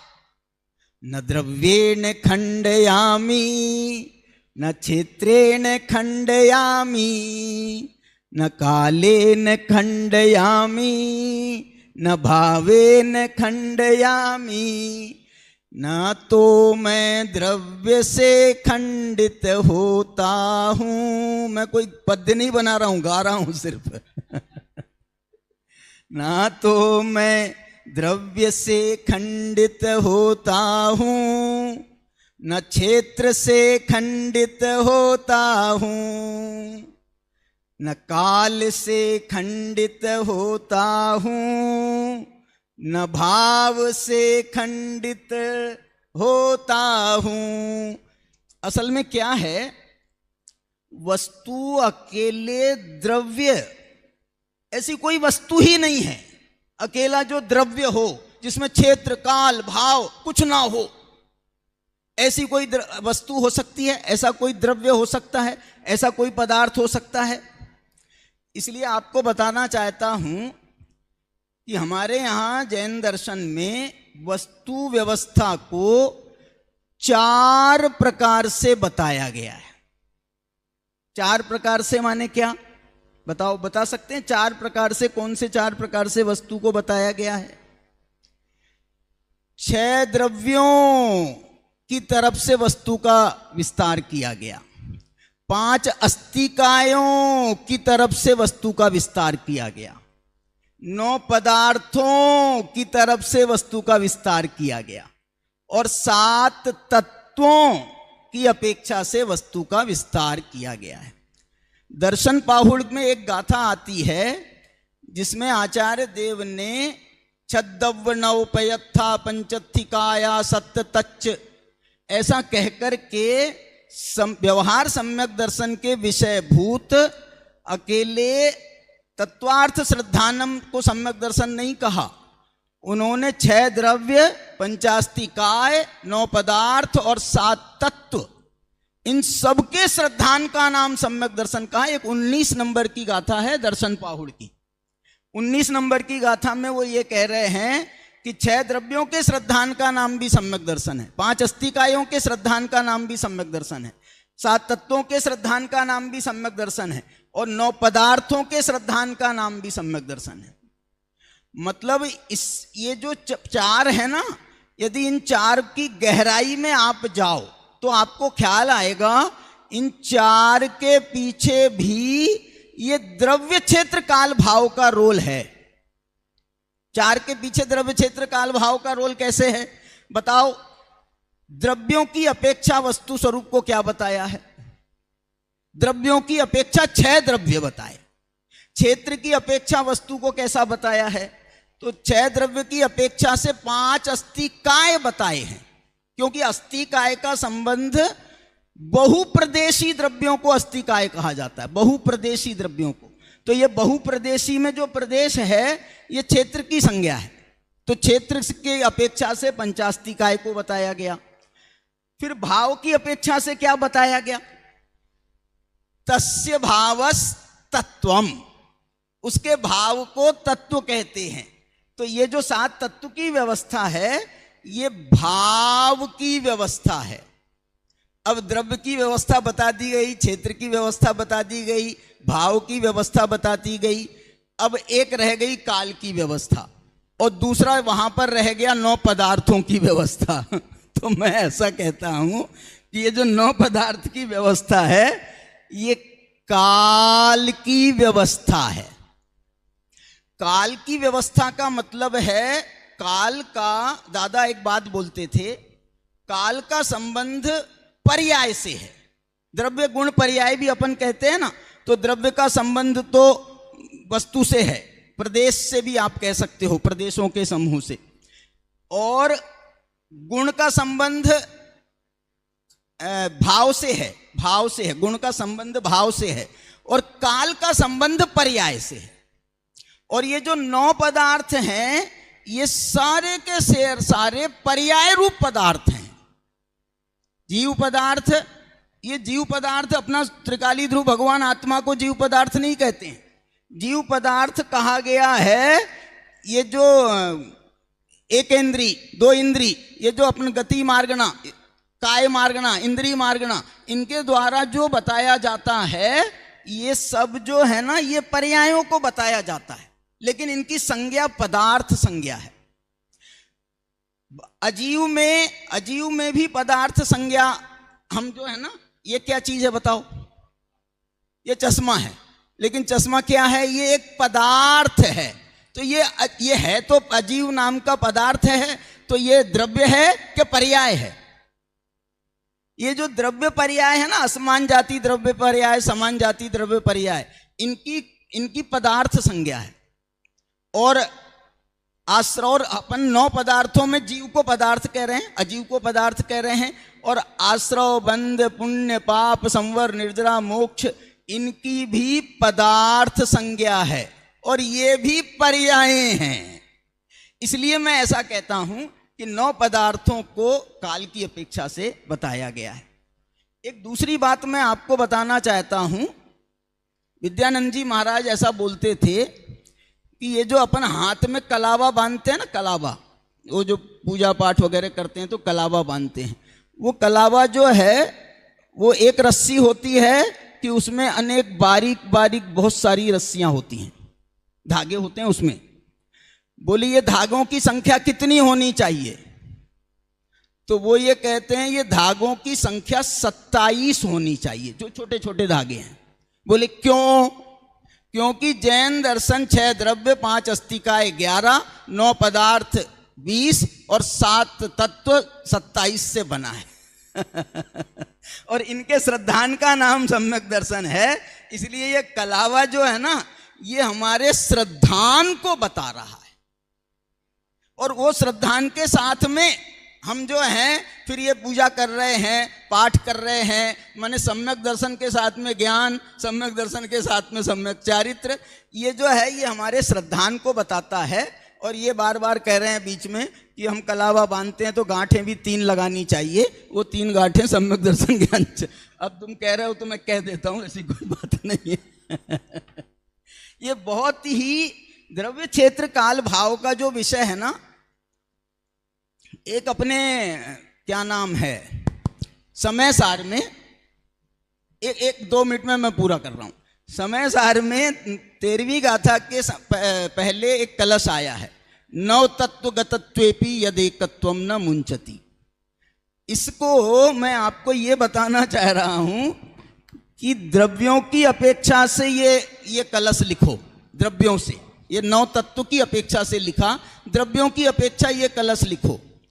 तो सट द्रव्य गतत्वेपि यदेकत्वम न मुंचति, पंचास्तिकाय गतत्वेपि यदेकत्वम न मुंचति, 9 पदार्थ गतत्वेपि यदेकत्वम न मुंचति, सप्त तत्व गतत्वेपि यदेकत्वम न मुंचति, 9 तत्व गतत्वेपि यदेकत्वम न। माने एक अपने यहां पर छुल्लक धर्मदास जी हुए, छुल्लक धर्मदास जी, छुल्लक धर्मदास जी से पूछा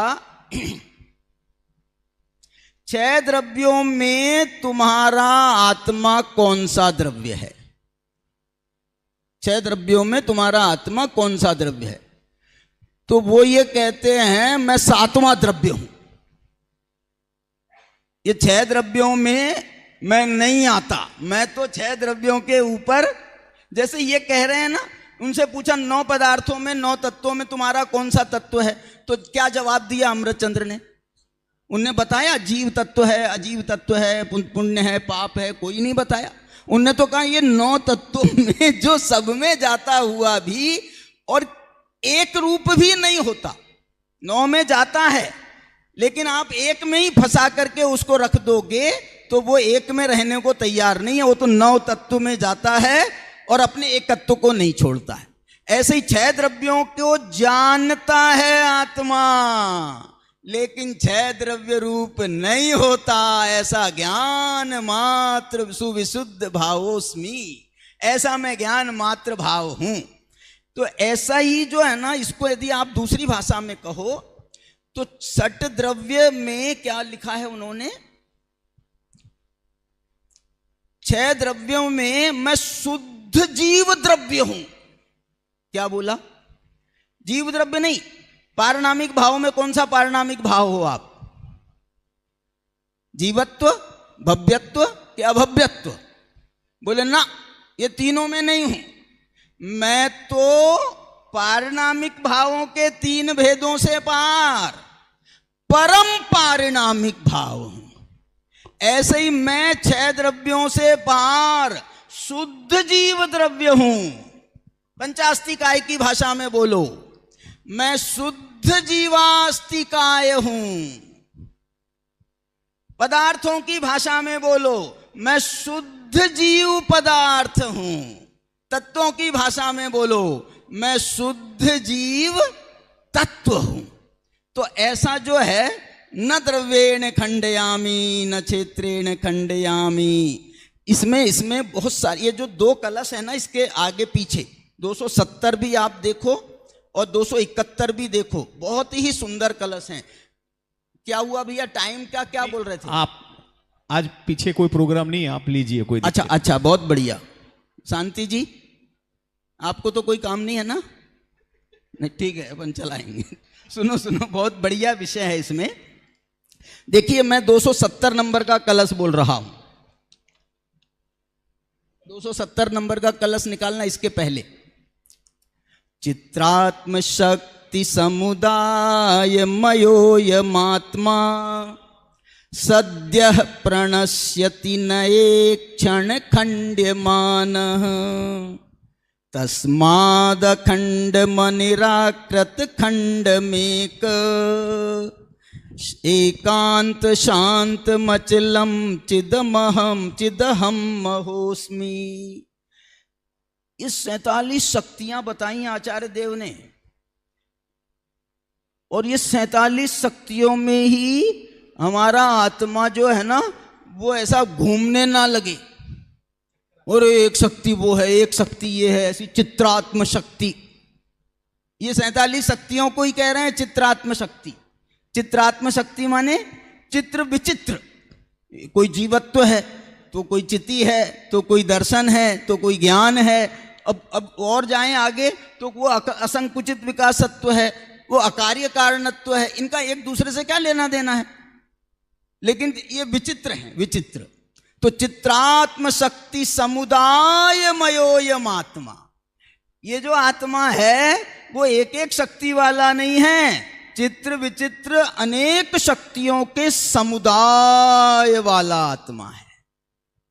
और कैसा है? चित्रात्म शक्ति समुदाय मयोम आत्मा सद्यः प्रणश्यति नये क्षण खंड्यमान। असल में क्या है, ये जो 47 शक्तियां हैं ना, इन 47 शक्तियों को यदि एक एक शक्ति को विषय बनाते हैं तो एक एक नए खड़े होते हैं। प्रवचन सार में तो उन्होंने वो 47 धर्म बताए भी हैं, और उन 47 धर्म में एक एक धर्म को विषय बनाने वाला एक एक नए भी बताया है। यहां पर उन्होंने नए नहीं बताए हैं, शक्तियां बताई हैं, लेकिन इन शक्तियों को विषय बनाने वाले 47 नए हैं। इसका कथन ये 270 नंबर का कलश कर रहा है। वो कह रहे हैं कि एक एक शक्ति को विषय बनाने वाला एक एक नए है, लेकिन तुम एक एक शक्ति को विषय मत बनाना। क्यों?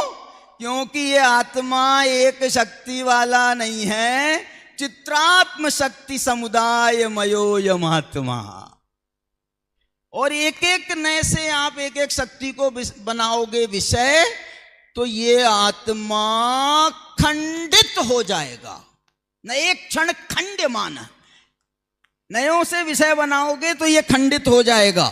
तस्मात्, इसलिए तस्माद अखंड मनिराकृत खंड में का, इसलिए ये आत्मा तो अखंड है, लेकिन यदि तुम गुण भेद से, शक्ति भेद से आत्मा की अलग अलग शक्तियों को समझना चाहो तो हम खंडों का, माने इन शक्तियों का कोई सर्वथा निराकरण नहीं करेंगे। देखो क्या शब्द लिखा है, अखंडम अनिराकृत खंडम है। अखंड, लेकिन ऐसा अखंड है जिसने अपने खंडों का, अपने गुणों का, अपनी शक्तियों का निराकरण नहीं किया है। क्या बात है। एकांत, ऐसा एकांत शांत मचलम चिद, चैतन्य स्वरूप आत्मा अहम अस्मि, मैं हूं। इस प्रकार से ये बात उन्होंने कलश में लिखी 270, और उसके बाद ये बात लिखी। देखो, एक शांति जी एक प्रयास कर सकते हैं हम। 47 शक्तियों में कितनी शक्ति द्रव्य वाली है, कितनी शक्ति क्षेत्र वाली है, कितनी शक्ति काल वाली है। हम बहुत सारे प्रयोग कर रहे थे कल यहाँ पर, तो कितनी शक्ति सामान्य है, कितनी शक्ति विशेष है, ये प्रयोग किया था। तो ऐसे द्रव्य वाली शक्तियों की खोज करें, क्षेत्र वाली, क्योंकि यहाँ पर आचार्य कह रहे हैं वो द्रव्य से खंडित नहीं होता। माने ये शक्तियाँ जो है ना, ये खंड खंड कर रही हैं, लेकिन खंड कर रही हैं तो कौन सा द्रव्य वाली हैं, कोई कौन से क्षेत्र वाली। क्योंकि जैसे नियत प्रदेशत्व शक्ति है तो वो उसका प्रदेश से संबंध है, भाव वाली शक्तियाँ हैं तो उनका भावों से संबंध है। तो ऐसा हम इसमें काल वाली शक्तियाँ, काल से संबंध कौन सी शक्तियाँ, षटकारक वगैरह को उसमें काल शक्तियों में ले सकते हैं। तो इस प्रकार से ये भी विचार कर सकते हैं। और एक इसके बाद एक कलश बहुत अच्छा लिखा है आचार्य देव ने, वो कलश भी पढ़ करके मैं अपनी बात पूरी करता हूँ। 271 नंबर का आप कलश देखो। इसकी मैंने यहाँ पर ये जो है ना, ये क्या है मालूम आपको? ये है समय सार कलश टीका। मतलब ये जो है ना, ये जो समय सार कलश टीका ने ये जो कलशों के भाव हैं उसको और ऊंचाई पर पहुंचाया है। ये द्रव्येण खंडयामी न क्षेत्रेण खंडयामी, यद्यपि ये कलश नहीं है, लेकिन टीकाकार ने उस पर भी टीका लिखी है, और बाकी गाथाओं को और टीकाओं को समावेश नहीं किया है। लेकिन सिर्फ ये दो शब्द, 2 लाइन के जो है ना, इसकी अलग से टीका है, इसमें न द्रव्येण खंडयामी न क्षेत्रेण खंडयामी की। देखो ये 271 नंबर का कलश, वो ये कह रहे हैं कि तुम्हारा भाव कैसा है। माने भाव से बात कर रहे हैं, अभी द्रव्य क्षेत्र काल को गौण करना, ये भाव से बात कर रहे हैं। बोले आत्मा का भाव कैसा है, तो वो ये कह रहे हैं योयम भावो, जो मेरा यह भाव है ज्ञान मात्रो अहम अस्मि, ये मेरा भाव ज्ञान मात्र भाव है। अच्छा, तो ज्ञान मात्र भाव का क्या अर्थ समझे हम? गेयो गे ज्ञान मात्र, ये ज्ञान मात्र का मतलब जो ये लोक में सारे के सारे गेय हैं, इन सारे गेयों को जानने वाला है, ऐसा ज्ञान मात्र भाव है क्या? तो कह रहे हैं गेय ज्ञान मात्र सनैव, उसको अकेले गेयों को जानने वाला इतने तक सीमित मत कर देना, सनैव। फिर कैसा है? गेयो गेय ज्ञान कल्लोल वल्गन, वो गेय ज्ञान की कल्लोलों के समान है। माने गेयों को जानने का विकल्प वाला ज्ञान, ज्ञान को सविकल्प कहा जाता है ना, तो वो गेयों को जानने का ऐसा कल्लोल के समान है क्या? तो वो ये कह रहे हैं नहीं। तो कैसा है? तो वो ये कह रहे हैं ज्ञान गे ज्ञात्रिमद वस्तु मात्र, मैं तो ज्ञान भी मैं हूं, गे भी मैं हूं, और ज्ञाता भी मैं हूं, ऐसा मैं वस्तु मात्र हूं। ऐसा बड़ी सुंदर कथा है, हरि अनंत हरि कथा अनंता, ऐसी ये आत्मा की कथा आचार्य कुनकुन भगवान और अमृतचंद्र देव ने बताई है। हमारे शांति जी भाई साहब इस पे कुछ कलश चढ़ाएंगे। मैं तो ये कह रहा था भाई साहब से विनय पूर्वक, यहाँ तो न द्रव्ये न खंडयामी न बालवे न खंडयामी न काले न क्षेत्रे न खंडयामी, अखंडता की बात चल रही थी और इतने खंडों में लेकर के गए, लेकिन पुनः अखंडता में लेकर के आए। मैं इसे थोड़ा सा, ये बहुत आगे पीछे चले गए, मैं बहुत ज़्यादा पीछे न जाते हुए जहाँ से उपाय उपेय अधिकार प्रारंभ किया ना, वहीं से बात करना चाहता हूँ। उपाय उपेय की चर्चा करते समय ये कहा ज्ञान मात्र आत्मा है, लेकिन उस एक में भी उपाय और उपेय दोनों पक्ष बनते हैं, ये इसका अनेकांतपना, ये इसका स्यादवाद है। लेकिन उसके बाद उन्होंने ये कहा कि कौन पात्र बनेंगे और उपेय को प्राप्त करेंगे। ऐसा करने के बाद भी जो एक ज्ञान मात्र वस्तु को ग्रहण करेंगे अखंड, वो मुमुक्षु, वो मिथ्या दर्शन ज्ञान चारित्र का अभाव करके सम्यक दर्शन ज्ञान चारित्र रूप होंगे। अब यहाँ कह रहे कि आप अकेला ज्ञान मात्र उसी में उपाय उपेय सब घटित कर रहे हो, लेकिन वस्तु तो स्वचतुष्टयात्मक होती है। जब वस्तु स्वचतुष्टयात्मक होती है, उसमें दो भेद खड़े करके भी आप ज्ञान मात्र कहते हो, तो द्रव्य क्षेत्र काल भाव है कि नहीं है? कहते द्रव्य क्षेत्र काल भाव भी है, मेरा द्रव्य भी ज्ञान में है, मेरा क्षेत्र भी ज्ञान में है, मेरा काल भी ज्ञान में है और मेरा भाव भी ज्ञान में है। जो विज्ञान घन स्वभाव, इसका अर्थ दादा ने घटित किया, विज्ञान घन स्वभाव। घन किसे कहते हैं?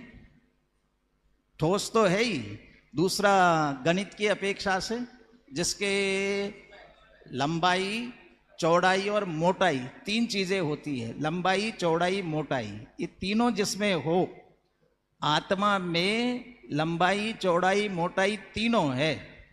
आत्मा अनादि अनंत है, ये इसकी लंबाई है।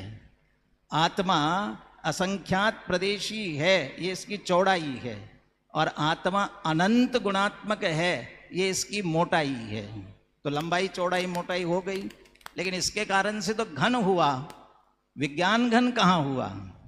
तो विज्ञान घन इसलिए हुआ, वो जो अनादि अनंत है ना, अनादि से लेकर अनंत काल तक वो ज्ञान ज्ञान ज्ञान ज्ञान रूप है। उसके जो असंख्यात प्रदेश है वो सब ज्ञानमय ही है। और क्या रह गया? अनंत गुण, वो अनंत गुण भी ज्ञानमय ही है। इसलिए द्रव्य, क्षेत्र, काल, भाव ये सब ज्ञान मात्र ही है। ज्ञान मात्र पने में सभी आते हैं, इसलिए कोई खंडित नहीं होता। ज्ञान मात्र सुविशुद्ध एक भावोस्मि, एक भाव ही हूँ। और इसमें जो आते हैं वे उपाय को प्राप्त करके उपेय रूप हो जाते हैं। बहुत बढ़िया। आत्मा स्वयं के स्वचतुष्टय से सिद्ध किया और उसमें ज्ञान की बात बताई। और उसके बाद राकेश जी भाई साहब ने द्रव्य, क्षेत्र, काल, भाव और उसमें भी 6 द्रव्य, 7 तत्व, 9 पदार्थ इत्यादि क्या कहते हुए अपना वक्तव्य रखा। और बाद में यदि हम एक एक शक्ति को पकड़ करके आत्मा का स्वरूप विचारते हैं तो एक एक नए हो जाता है, ऐसा आपने कहा। तो यहाँ ये नए से आत्मा की साधना तो कर सकते हैं, पर नए पर दृष्टि रखे बिना, नए से आत्मा की साधना तो कर सकते हैं पर नए पे दृष्टि रखना नहीं है। और उसको अविरोध करके, नए के विरोध को नष्ट करके आत्मा को पकड़ना है। ऐसा राकेश जी ने बहुत बड़ा, वो वैसे भी क्या बोलते हैं, यथा नाम तथा गुण या जो भी बोल, मैं समझ नहीं पाया, पर फर्स्ट बैच के हमारे महाविद्यालय के हैं तो उनका जो फर्स्ट नंबर का जो पोजीशन है वो उन्होंने रखा है। और कभी भी हमें किसी भी मानी द्रव्य गुण पर्याय संबंधी कुछ भी ऐसी कुछ शंका होती है तो उनके पास हम निश्चंको 24/7 प्रश्न पूछते हैं। तो मान लो उनका फोन उठता भी नहीं हो ना, तो वो 15-20 मिनट में या 1 आध घंटे में उनका उत्तर आ जाएगा, बोलो भैया आपको कहाँ प्रॉब्लम हो रही है, क्या हो रही है, फिर वो पूरा बायोडेटा दे देते हैं। मानी हमारा अभी उन्होंने जो वक्तव्य रखा, कोई पूछे राकेश जी, या राकेश जी मुझे पूछे ऋषभ भाई आपका क्या अस्तित्व है, तो उन्होंने आत्मा के अस्तित्व से अपना सारा स्वचतुष्टय बताया। अब हमारे जो अंतिम वक्ता है वो आत्म वस्तु का अनेकांत स्वरूप, ज्ञान की बात कही, फिर उसमें भी बाकी सब बातें आई। और अब आत्मा अनेकांतात्मक है, उस पर हमारे पंडित श्री राकेश जी शास्त्री लोनी वाले, वो उनका भी बड़ा सौभाग्य रहा है। महाविद्यालय में 2री और 3री बैच के वो रहे हैं। मानी यहाँ टॉप से लेके बॉटम तक सभी विद्वानों का हमें समागम मिल रहा है। मानी समय सार शुरुआत से लेकर के हमने अंत तक उसका विश्लेषण किया है। भाई साहब कितनी देर में रखना है भैया? गोष्ठी का टाइम फुल टाइम, फुल। मानी भोजन के पहले। अनंत धर्मणस्तत्वं पश्यन्ति प्रत्यगात्मनः अनेकांतमयी मूर्ति नित्यमेव प्रकाशता। सारा विस्तार अपन ने आत्म वस्तु का सुनने समझने का प्रयास किया है। अब सिकुड़ने की बेला आई है। अंतिम वक्ता के रूप में मुझे रखा है। वैसे तो अभी अध्यक्षीय उद्बोधन भी अपने को मिलेगा, मगर वक्ताओं के रूप में तो मुझे अंतिम रखा है। तो पसरने का काम तो अपन ने बहुत किया है, चाहे वो द्रव्य के पक्ष से पसरने का काम देखो, चाहे क्षेत्र के पक्ष से पसरने का काम देखो, चाहे काल के पक्ष से और चाहे भाव के पक्ष से। मुझे इस प्रसंग में एक कछुआ याद आया। कछुआ आपने देखा होगा, सुना होगा। कछुए को जब फ्री वातावरण मिलता है तो वो तालाब में या कुएं में जहाँ भी रहता है, वो स्वयं के वज्रमयी परिसर से अपने मुलायम अंगों को बाहर करता है। वो मुलायम अंगों में उसके 6 अंग बाहर होते हैं। 4 टांगे हैं, एक चोंच है और एक पूंछ है। उनको बाहर करके वो इधर से उधर घूमता है। मगर जब उसे ये लगता है कि कोई हवा तेज चल गई है, आंधी वांधी आने वाली है, तो वो और कुछ नहीं करता, जो अपने अंग पसराए थे उन्हीं पसरे पसराए अंगों को स्वयं सिकोड़ लेता है। अब वो कहाँ सिकोड़ेगा कि अपने में ही सिकोड़ना है। द्रव्य की तरफ से, क्षेत्र की तरफ से, काल की तरफ से, भाव की तरफ से, चाहे वो तत् अतत की तरफ से, चाहे एक अनेक की तरफ से, चाहे स्वय द्रव्य के सत, पर द्रव्य के असत, स्वय क्षेत्र के सत, पर क्षेत्र के असत, स्वय काल के सत, पर काल के असत, स्वय भाव के सत और पर भाव के असत, और नित्य और अनित्य, ऐसे 14 भंगों के रूप में जिसका विस्तार हमारे आचार्य अमृतचंद्र देव ने इस अधिकार में दिया है, स्याद्वाद शुद्धि अधिकार में दिया है। इन सब विस्तारों के मध्य जो श्रीमद जी ने एक छोटी सी लाइन लिखी है, उसको याद करें। सर्व अवस्थाने विषय न्यारो सदा जनाए। अब ये कैसा न्यारा है? अवस्थाओं में तो मिलेगा, मगर अवस्था जितना नहीं है। वस्तु बिना अवस्थाओं के नहीं रहती है, और अवस्थाएं भी बिना वस्तु के नहीं होती हैं।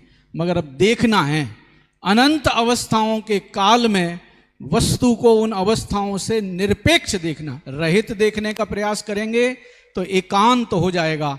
निरपेक्ष देखने के प्रयास में अनेकांत प्रकट होता है। अब ये रहितता और निरपेक्षता का फर्क बहुत बड़ा है। रहितता के लिए तो द्रव्य भेद, क्षेत्र भेद सामने आ जाएगा, और निरपेक्षता से देखने के लिए काल भाव का भेद पकड़ में आता है। अब ये जब तक अपन इसके लिए अपन यदि शुरू की गाथाएं, 16वीं गाथा के बाद जो कलश दिए हैं ना, उसमें एक भिन्न तत्व की चर्चा की है और एक अन्य तत्व की चर्चा की है। जब हम दूसरे द्रव्य और दूसरे क्षेत्र में रहने वाले पदार्थों से अपने को अलग देखते हैं, तो उसके लिए आचार्यों ने भिन्न शब्द का प्रयोग किया है। और जब अपने में पाए जाने वाले अनंत गुण और अनंत पर्यायों से निरपेक्ष देखने की बात कहते हैं, तब उसको वो अन्य कहते हैं। तो भिन्न और अन्य पदार्थों से भिन्न और अन्य पदार्थों से जो निरपेक्ष रहता है, माने जिसके सामने सब कुछ होता है और जिसमें कुछ नहीं होता है, ऐसा भगवान आत्म तत्व वो मैं हूं। और मेरे सामने, अभी उदाहरण के रूप में देखें, जो सोने के रूप में अपन देखें तो सोना ही रहता है। अब जब सोना रहेगा तो वो किसी ना किसी डिजाइन में तो रहेगा, बिना डिजाइन के तो नहीं रहेगा। मगर डिजाइन में रहते हुए भी जिसने अपना स्वर्णत्व नहीं छोड़ा है।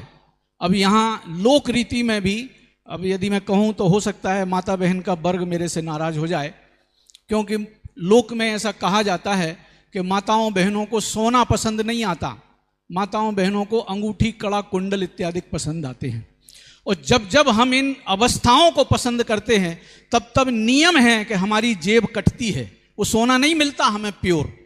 हो सकता है कि कोई स्वर्णकार ईमानदार हो और वो इन डिजाइनों में प्योर वस्तु भी दे देवे, मगर वस्तु आराधना में इन भेदों के विचार में जब तक हम रहेंगे, इन अवस्थाओं मात्र के विचार में जब तक हम रहेंगे, तब तक हमें अपनी वस्तु की अनादि अनंत अखंड शांत गंभीर चैतन्य लक्षणता अनुभव में नहीं आ पाती है। ये अनेकांतात्मक विस्तार श्रीमद जी फिर याद आते हैं। अभी अपन जब वहाँ से आते हैं ना, बाहर से आते हैं, तो जहाँ स्वामी जी का स्टेचू बना है वहाँ एक श्रीमद जी का वाक्य लिखा है, अनेकांत पण सम्यक एकांत एवा निज पदनी प्राप्ति सिवाय बीजा अन्य हेतुए उपकारी न थी। अनेकांत में से भी सम्यक एकांत निकालना पड़ेगा। इसके लिए फिर मुझे लालचंद भाई याद आते हैं। वो कहा करते थे, इस जीव को भटकने अटकने के लिए रास्ते बहुत हैं, उनमें दो मुख्य रास्ते देखें तो एक तो है प्रमाण का लोभ और दूसरा है निश्चयाभास का डर। ये जीव अटक जाता है, प्रमाण के लोभ में ये जीव अटक जाता है कि नहीं साहब द्रव्य है तो पर्याय भी तो हैं कि नहीं है, और अनंतता है कि नहीं है, गुणों की अनंतता भी है कि नहीं है। अब ये प्रमाण के लोभ में हम वस्तु की प्राप्ति से रह जाते हैं, अनुभव से रह जाते हैं। और दूसरा डर लगता है कि कहीं हमने निश्चय के एकांत, सम्यक एकांत को भी स्वीकार करने की कोशिश की तो कहीं लोग बाग निश्चयाभासी तो नहीं कहने लग जाएंगे। तो भैया प्रमाण का लोभ और निश्चयाभास के डर को कुछ देर के लिए जेब में रख लो, जिसमें न प्रमाण और जिसमें न नय का प्रवेश है। क्योंकि प्रमाण नय का प्रवेश ये समझने के लिए और कथन मात्र के लिए है। वस्तु को इन सब के काल में इन सबसे निरपेक्ष देखने का जो प्रयास है वो अनेकांतात्मक अपना निज स्वरूप की अनुभूति का विषय बनाने लायक है। विषय तो इतना गंभीर है कि जिस पे अपन घंटों विचार करें तो वे घंटों छोटे पड़ेंगे। ये विस्तार आसानी से सिमटता नहीं है, फिर भी हमें अपनी समय मर्यादा में ये बात समझना है। लोक में ये अनेकांतात्मकता का विस्तार तो इतना बड़ा है। देखिए, एक अपने सन्मति तर्क नाम का ग्रंथ है, राकेश जी भाई साहब ने भी कल याद किया था, सिद्ध सेन दिवाकर आचार्य महाराज का है। वो अनेकांत की बहुत बड़ी प्रसिद्धि करता है। उसमें एक अंतिम अधिकार में सेकंड थर्ड लास्ट गाथा है, जीर्ण विना लोग सवि व्यवहारो संवहान निबड़ई तस् भुवनैक गुणो नमो अणेयंत बायस। जिसके बिना लोक व्यवहार भी नहीं चलता। यदि कोई व्यक्ति को छोटा या बड़ा कहा जाए तो वो किसी ना किसी पर सापेक्षता से कहा जाता है। सारा विवेचन लोक व्यवहार का भी इस अनेकांत के पक्ष को सामने रखने पर ही चलता है। वहाँ भी झगड़े तभी मिटते हैं। मेरे ख्याल से सुबह का जो सुबह प्रातःकालीन स्वाध्याय था उसमें मैंने आज या कल में कहा भी था कि दो बहनों के दो बच्चे साथ में खेल रहे थे। इतने बीच में एक बहन सामने आई तो एक ने उसी बहन को माँ कहा और दूसरे ने उसी बहन को मौसी कहा। दोनों बहनों के बच्चे हैं ना, तो एक ने उसको माँ कहा, एक ने मौसी कहा। दोनों बच्चे आपस में लड़ भिड़े, बोले तूने मेरी मम्मी को मौसी कैसे कहा? दूसरा बोला तूने मेरी मौसी को मम्मी कैसे कहा, ये तो मेरी मौसी है। अब इस झगड़े को कैसे निपटाएंगे?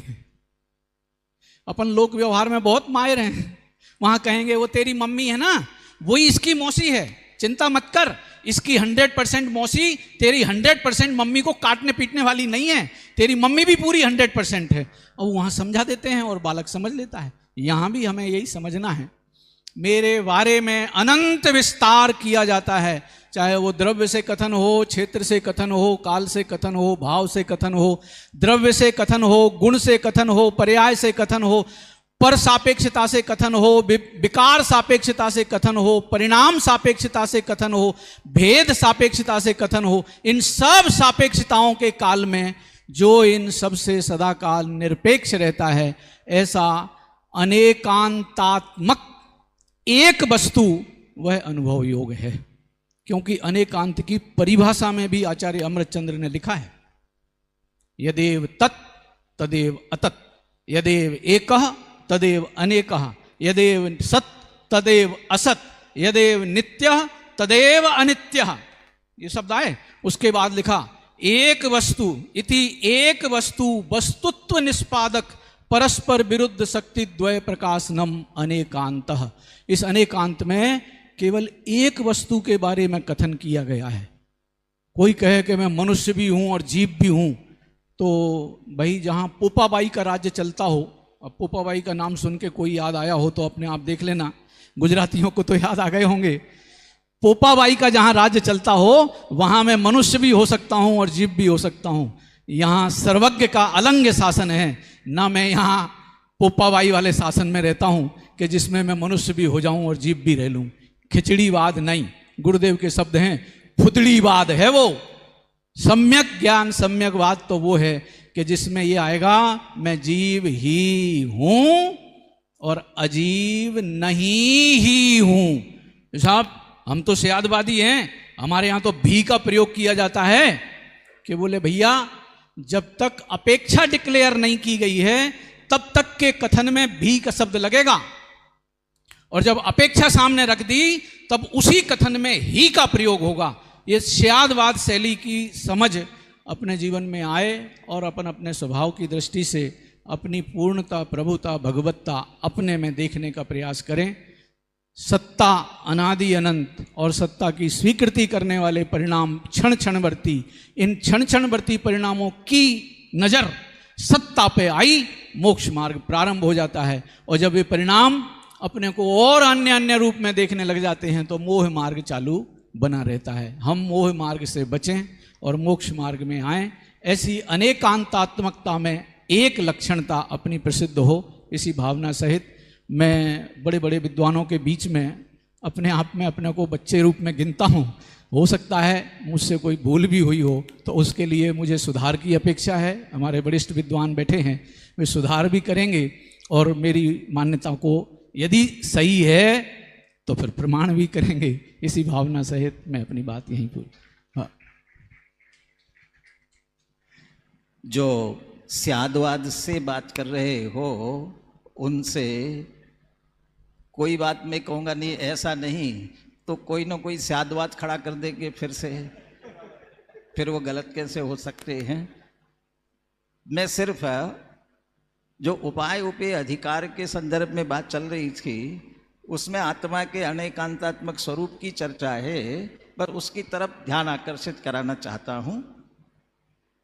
चूंकि प्रश्न ही खड़ा हो रहा था, आप आत्मा को ज्ञान मात्र कह रहे हो, तो अकेला ज्ञान खड़ा होगा तो साधन है कि साध्य है, क्या है? यदि आप उसे साध्य बनाओगे फिर साधन क्या रहेगा, साधन बनाओगे तो साध्य क्या रहेगा? तो ज्ञान मात्र पने में ही उपाय तत्व भी है और उपेय तत्व भी है। उपाय तत्व तो सम्यक दर्शन ज्ञान चारित्र ज्ञान स्वभावी आत्मा के आश्रय से ही ज्ञान में ही सब परिणमन होना है, इसलिए सम्यक दर्शन ज्ञान चारित्र परिणमन व ज्ञानात्मक है। और जो सिद्ध दशा हो जाएगी, जैसा दौलत राम जी कहते हैं, ज्ञान शरीरी त्रिविध कर्ममल वर्जित सिद्ध महंता, ज्ञान शरीरी ज्ञान ज्ञान ज्ञान मात्र रहने वाले हैं, तो वो उपेय रूप सिद्ध दशा भी ज्ञान मात्र ही रहने वाली है। यहाँ जब ये चर्चा हुई तो कौन साधक बन करके साध्य दशा को प्राप्त कर सकेंगे, उसमें एक शब्द दिया, मूल संस्कृत में ऐसा है, ये तू, नास्ति की बात कर रहे हैं, ये तू न इमाम अंतर्नीत अनेकांत ज्ञान मात्र एक भाव रूपाम भूमिम उपलभन्ते ते नित्यम अज्ञानिना भवंता। वो फिर अज्ञानी की बात की, जो इस अनेकांतात्मक स्वरूप में अंतर्निहित, जो उसका उपाय उपेय दोनों स्वरूप है, इसे समझ नहीं पाते हैं, वे अपने ज्ञान स्वरूप को अज्ञान रूप पर रूप मानते रहते हैं और पर स्वरूपों को अपने स्वरूप मानते रहते हैं और अज्ञानी होकर के संसार में परिभ्रमण ही करते हैं। और अनेकांतात्मक स्वरूप को जान करके ज्ञान मात्र ऐसे एकांत स्वरूप को ग्रहण करते हैं, वे तत्काल मुमुक्षु होकर के और मुक्ति की ओर आगे बढ़ते हैं। जैसा श्रीमद् जी का वाक्य याद किया था, वो अनेकांत की चर्चा सर्व उस एकांत तक आने के लिए ही है। अब मैं संचालक महोदय का इंतजार करूं या मैं नहीं, मेरा भी एक आध प्रश्न है तो। हाँ, राकेश जी भाई साहब ने बहुत अपना बढ़िया वक्तव्य रखा। अनेकांत में लालचंद भाई का एक वाक्य सुप्रसिद्ध था, प्रमाणनी बार जવું नहीं અને પ્રમાણમાં અટકવું नहीं। ये उनका सुवाक्य था। एक दूसरी बात उन्होंने अनेकांत और स्यादवाद के संदर्भ में कही। अभी कुछ दिन पहले ही मेरी सामान्य चर्चा चल रही थी, उसमें एक बात आई शांति जी भाई साहब कि जब हम शास्त्री इत्यादि का अध्ययन करते हैं या स्वाध्याय करते हैं, जो शास्त्री नहीं होते हैं वैसे साधर्मी लोग घर पे निजी स्वाध्याय या सामूहिक स्वाध्याय करते हैं, तो उसमें प्रवचन या स्वाध्याय में नयों के विषयों की पारंगतता सुनने में भी आती है, समझने में भी आती है और सारी चीजों में विचारने में भी आती है। हमारे जीवन में, कॉलेज में, स्कूल में या और कोई बिजनेस इत्यादि फील्ड में हमें नयों को सिखाया नहीं जाता है। मेरा बोलने का ज्यादा एक्सपीरियंस नहीं है, आप मेरे भाव समझ लेना। तो वहां हम लोक व्यवहार में नयों को सीखते नहीं हैं, फिर भी वहां नयों में हमारी होशियारी रखते हैं। प्योर गुजराती वर्ड बोलता हूं मैं। और यहां जब अध्यात्म में हम या धर्म के क्षेत्र में नय इत्यादि का अध्ययन करते हैं और वहां हम नयों को जबकि लगा करके उसको छोड़ना है तो लगाते नहीं है, तो छोड़ने का प्रयोग कहां से करेंगे? मानी स्यादवाद शैली से, अनेकांत पद्धति से, थोड़ा गंभीरता से, बहुत छोटा प्रश्न है, पर मैंने आप लोग जैसे बड़े लोगों, मानी जो हमारे क्या बोलते हैं वरिष्ठ भाई, बड़े भाइयों लोगों से ही इस चर्चा के संदर्भ में उनके लेक्चर में ये चीज सुनी थी, तो हमारे जीवन में मानी सबके लिए ये सोचने वाली बात है। बराबर। एक दूसरा प्रश्न, फिर मैं हमारे प्रथम वक्ता को भी थोड़ा बोलना है तो उनके लिए नहीं, ठीक है। राकेश जी भाई साहब, कुंदकुंदाचार्य देव ने ग्रंथ लिखा, समयसार इत्यादि हम प्रमाणित मानते हैं, आपके कहने से नहीं, पर हमने थोड़ा बहुत अध्ययन किया है इसीलिए। अमृत चंद्र आचार्य देव, जयसेन आचार्य देव, फिर आपने अभी प्रभाचंद्र आचार्य देव को देखा, वहां से लेकर के गुरुदेव श्री पर्यंत तक जितने भी ज्ञानी हैं, आचार्य भगवंत है, विद्वान है, सबको आप ले लेना। मुझे जहां तक अभ्यास है वहां तक एक दूसरे को किसी ने देखा नहीं है। सही है राकेश जी? यहां तक तो सही है ना? कुंदकुंदाचार्य ने अमृतचंद्र आचार्य देव को, सॉरी, अमृतचंद्र आचार्य ने कुंदकुंदाचार्य देव को देखा नहीं है। मेरा प्रश्न यह है, समयसार ग्रंथ कुंदकुंदाचार्य देव ने किसके लिए लिखा है? तो जवाब है कि स्वाभाविक है, स्वयं के लिए लिखा है। अब वही प्रश्न मेरा जो मैंने सभा शुरू करते पहले पूछा था कि गुरुदेव श्री ने समयसार जो 19 बार सभा में लिया, वो स्वयं के लिए लिया कि हमारे लिए लिया है? मानी उसका थोड़ा सा उत्तर मेरे पास है, फिर आप उस पर विश्लेषण कीजिए। मानी मैं जहां तक सोच रहा हूं या विचार रहा हूं कि कुंदकुंदाचार्य ने या जिन्होंने उनकी टीका की है, स्वयं पिया और फिर औरों को पिलाया, और उसकी जगह हम लोग क्या करते हैं? पिलाने का काम करते हैं, पीने का काम नहीं करते हैं। तो ये समयसार, और इसी तरह से गुरुदेव श्री आगे गए थे फतेहपुर, जब 2 बार जाना था तब। मानिए गुरुदेव की हम सभा बोलते हैं और हम लोग गुजराती थोड़ा सा है ना, ज्यादा डीप में नहीं जाते हैं, शॉर्टकट में समझना चाहते हैं।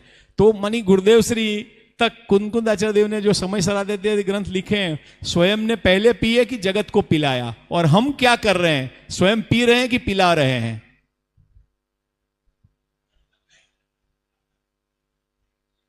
अध्यक्ष जी को पूछेंगे बाद में, पहले आपसे। अध्यक्ष महोदय वो हैं, राकेश जी ज्यादा पिलाते हैं, इसलिए उन्हीं से पूछ रहे हैं। नहीं, थोड़ी गलती होगी, अध्यक्ष जी से पूछेंगे बाद में, कोई दिक्कत नहीं, आप तो पहले बताइए भाई साहब। नहीं, तुमने पहले प्रश्न पूछा था शुरुआत में, बाद में भी पूछा था कि गुरुदेव श्री ने 19 बार व्याख्यान किए हैं कि कम ज्यादा बार किए हैं। तुमने इसका क्या उत्तर दिया? तुमने क्या उत्तर दिया इसका? मेरा प्रश्न पूरा है, उत्तर अभी मैं पूरा नहीं कर पाया, इसीलिए तो मैंने सभा में पूछा। ये प्रश्न मेरे समझ में नहीं आया, इसलिए नहीं आया कि 19 बार किया है 18 बार किया ये मान के चलिए।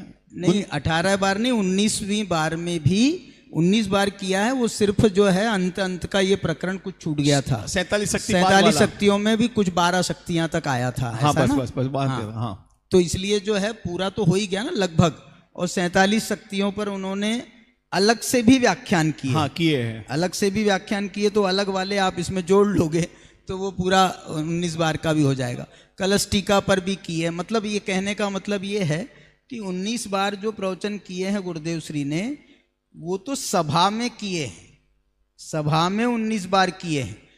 उनके अंतरंग में तो ये समयसार ग्रंथ कभी बंद हुआ नहीं। 24 घंटे ये जो समयसार ग्रंथ उनके जो है कक्ष में खुला रहता था।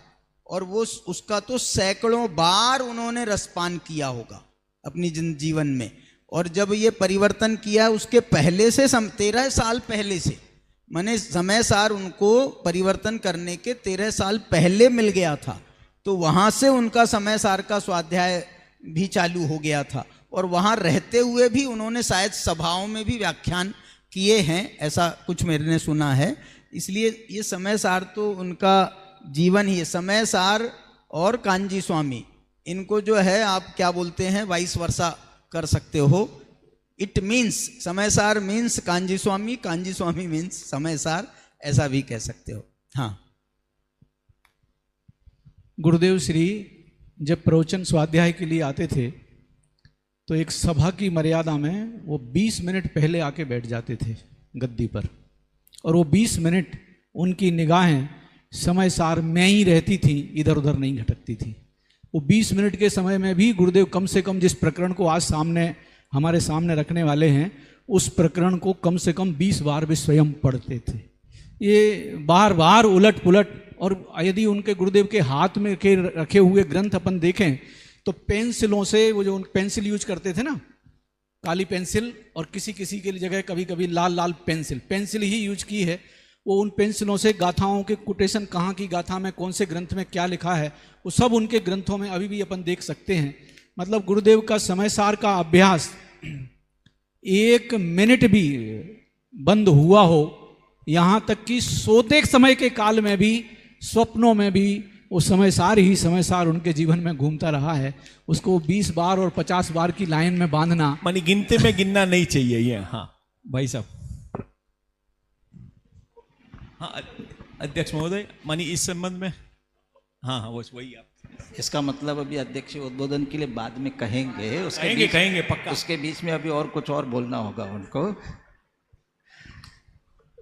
गुरुदेव कभी कभी प्रवचन प्रारंभ करने के लिए गाथा पढ़ने से पहले ही हा अब वो सामने सुनने वाले श्रोता कुछ पढ़ा तो है नहीं, कुछ बोला तो है नहीं, हा कर रहे हैं। अब वो किस बात की होती थी? तो ये पूछ रहे थे ना कि दूसरों को पिलाते थे या स्वयं पीते थे फिर पिलाते थे। तो वो जो अपने आप निकल रहा था ना, वो स्वयं पीने की वजह से निकल रहा था। और पी करके ऐसा आनंद आया तो वो सहज फिर दूसरों को पिलाते थे। वो अंदर अच्छी तरह से डूब करके, और इसीलिए उनकी बात ये ऐसा ना, वो नाभि की गहराई से अंदर से आती थी, ऐसा नहीं ऊपर ऊपर से आ रही हो। और इसलिए श्रोताओं के हृदय में भी सीधी प्रवेश कर जाती थी। इसलिए पहले स्वयं डूबते थे। और वे तो 1-2 होते हैं, एक तुमड़ी होती है, और तुमड़ी को कितना भी पानी में डुबाओ करो ना, वो कड़वी की कड़वी रहती है। और एक रसगुल्ला होता है सफ़ेद, वो चाशनी में डालो, क्या करता है, चाशनी सब ओर से अपने में खींच लेता है, और फिर जिसके भी मुंह में जावे तो मिठास आती है। ऐसे गुरुदेव तो उस रसगुल्ले की तरह थे, समय सार की चाशनी में ऐसे डूबे हुए थे कि पहले वह चाशनी पूरी अपने में ले लेते थे, और फिर सहज ही वो जितना जितना बाहर निकलता था उतना सहज उस समय सार की मिठास से ही निकलता था। बहुत बढ़िया। दूसरा, हाँ राकेश जी बोलिए। हाँ समय सार की हम चर्चा करते हैं, मानी हम जब जन्म से समय सार का नाम सुना, फिर जयपुर जाने के बाद सुना, फिर उसके बाद भी हमारे जीवन में जब तक प्राण रहेंगे तब तक समय सार का नाम सुनते हैं। पर राकेश जी को शायद विशेष ख्याल होगा, मुझे मालूम नहीं है, क्योंकि मुझे जहाँ तक मालूम है उतना कहता हूँ। समय सार ग्रंथ के कर्ता और गुरुदेव श्री तक के जितने भी नाम हम उल्लेख प्रवचन इत्यादि में करते हैं वो सब नियम से जैन नहीं थे और चर्चा करते थे। जैसे शांति जी भाई साहब ने, अध्यक्ष महोदय ने अपनी बात में पूरी मानी रसगुल्ला का उदाहरण देके, मानी उन्होंने स्वयं ने भी पिया, मानी जैन नहीं थे, जैनेतर थे, और समयसार मिला या समयसार की ग्रंथ की टीका की। और गुरुदेव श्री का भी हम प्रत्यक्ष उदाहरण देखते हैं, श्रीमद जी का भी देखते हैं। और गुरुदेव श्री को हमने यहाँ बैठे हुए कई लोगों ने भी प्रत्यक्ष देखा है कि गुरुदेव श्री ने किस रूप से कहा था। अध्यक्ष महोदय जी ने शायद एक आध हफ्ते पहले अपने अध्यक्षीय भाषण में या उनकी स्पीच में आया था कि जैसे भोजन, तो गुरुदेव श्री का सवेरे का भोजन समयसार ही रहता था, दोपहर का विषय अलग अलग बदल जाता था। मानी समयसार हम चर्चा तो करते हैं, लिख भी लेते हैं, परीक्षा के पेपर्स भी दे देते हैं, अच्छे नंबर भी आ जाते हैं, पर वो कहाँ तक अटकते, हम उससे आगे बढ़ पाते क्यों नहीं है? हमारी कमजोरी है कि हमको सिखाने वालों की कमजोरी है? क्या माने हम? ये एक सामान्य, ये उत्तर की अपेक्षा नहीं है, ये सोचने वाली बात है कि हम समयसार की बातें करते हैं।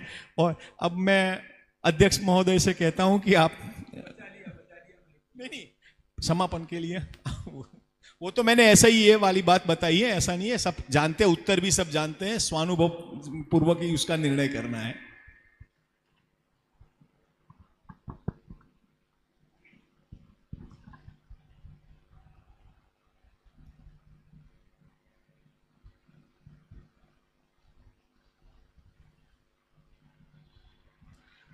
उभय नय विरोध ध्वंसिनी स्यात् पदांके, जिन वचसि रमन्ते ये स्वयं बांत मोहा।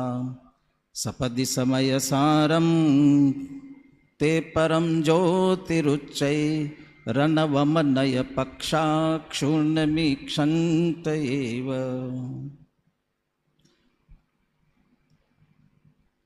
कुंद कुंद आचार्य जहाँ आत्मा की बात करते हुए शुद्ध आत्मा की, न विहोदि अपमत्तो न पमत्तो जान गो दुजो भावो एवं भणंति शुद्धम नादो जोसो दुसो चैव, इस गाथा में जब ये कहते हैं न आत्मा प्रमत्त है न प्रमत्त है, बस एक ज्ञायक भाव है।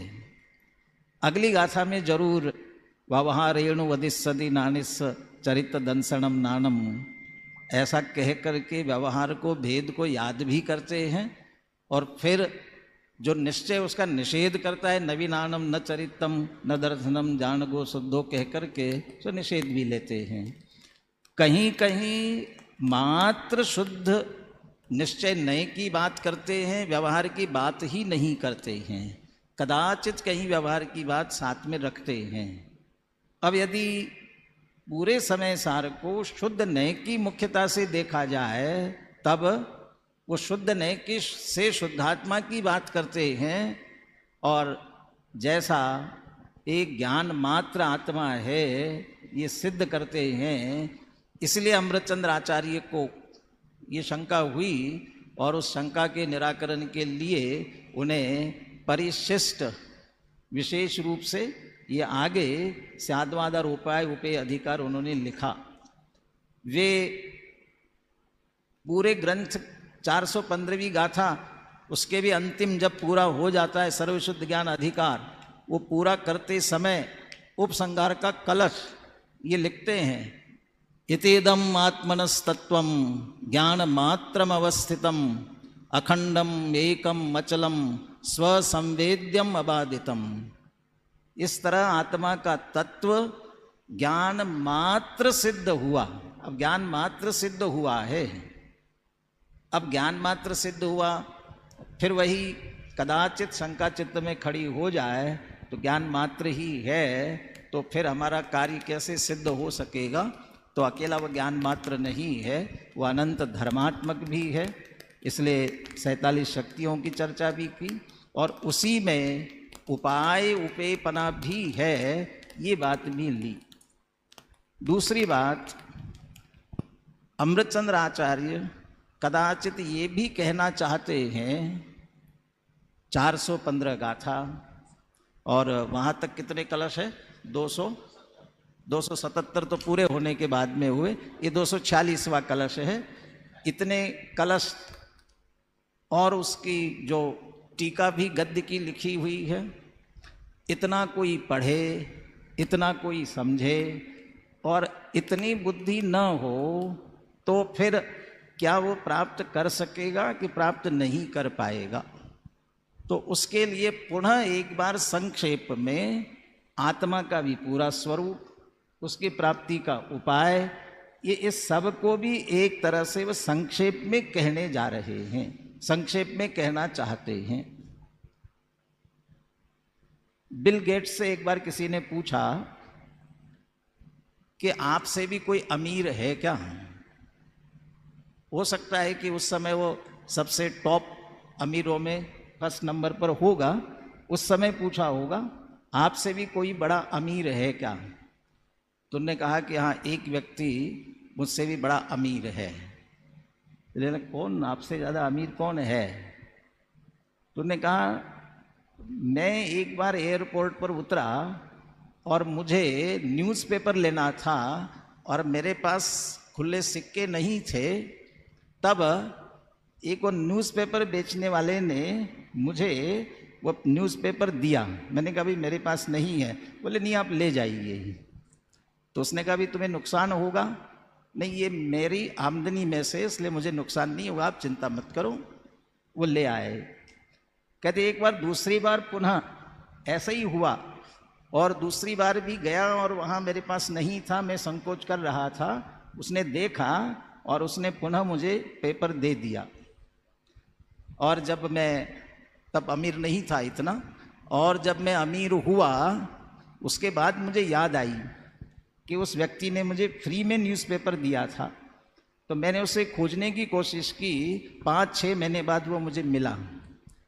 फिर मैंने उसे कहा कि तुमने मुझे फ्री में न्यूज़पेपर दिया था, अब मैं तुम्हें जो तुम मांगो, जितना तुम मांगो उतना मैं दे सकता हूँ, देना चाहता हूँ।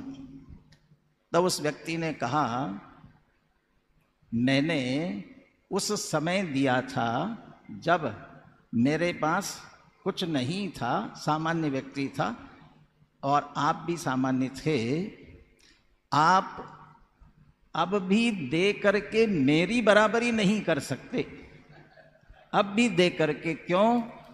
क्योंकि अब तो आपके पास बहुत है तब दे रहे हो, और मेरे पास कुछ नहीं था तब मैंने दिया था। तब बिल गेट्स ने ये कहा, देने के लिए धन अधिक होना जरूरी नहीं है, देने की भावना होनी चाहिए, मन की उदारता होनी चाहिए, धन अधिक होने की आवश्यकता नहीं है। ये बात मैं यहाँ क्यों सुना रहा हूँ? वो धन और दान की बात मुझे नहीं समझानी है, मुझे ये समझानी है आत्मा को जानने के लिए बहुत ज्ञान होगा तब हम आत्मा को जानेंगे। इस इंतजार में बैठे हुए हो तो बहुत अधिक ज्ञान की आवश्यकता नहीं है।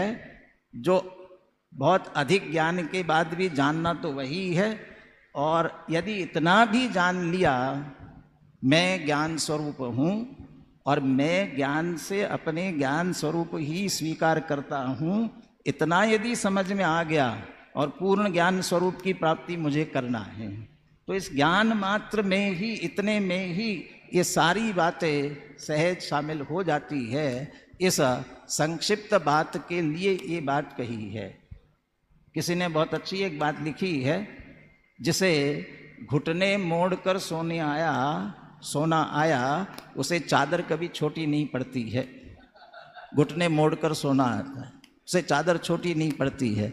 इसका अर्थ है जो स्वसन्मुख होना चाहता है उसे ज्ञान की कभी कमी नहीं पड़ती है। जितना ज्ञान उसके पास है वो पर्याप्त है, स्वसन्मुख उतनी करने की उसे आवश्यकता है। ये चर्चा उपाय उपेय अधिकार के संदर्भ में की गई है। समय सार अपने आप में सचमुच ही अद्भुत है और इस समय सार का इन दिनों में 15 सेमिनारों में यहाँ चर्चा हुई।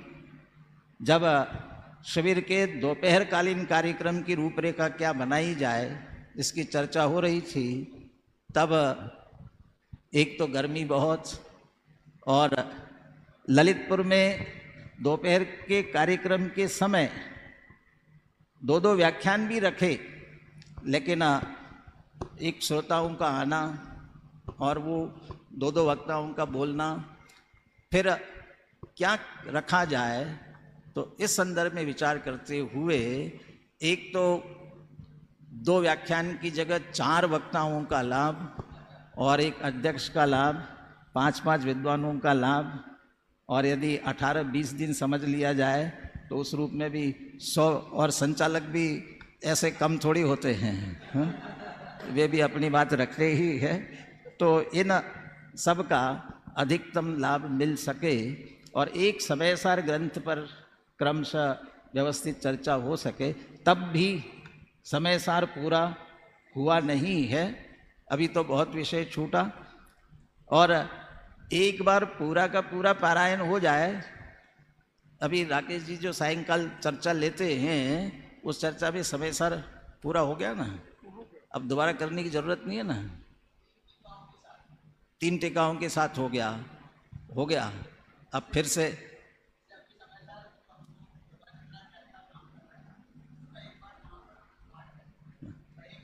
मेरा कहने का मतलब है ये पूरा हो गया कि फिर से समय सार पर चर्चा करेंगे तो फिर कुछ नया नया निकलेगा, फिर यदि करेंगे तो नया नया निकलेगा। तो समय सार तो ऐसा है जिसमें से जितना निकालते जाए उतना निश्चित रूप से निकलने वाला है, निकलता है। समय सार और आचार्य कुंद कुंद क्या है, मैं थोड़ा आसान युगल जी के वाक्य, युगल जी ने कुंद कुंद आचार्य और समय सार के संदर्भ में क्या कहा ये मैंने भेजा है तुम्हारे पास में, वो ले लो यहाँ पर।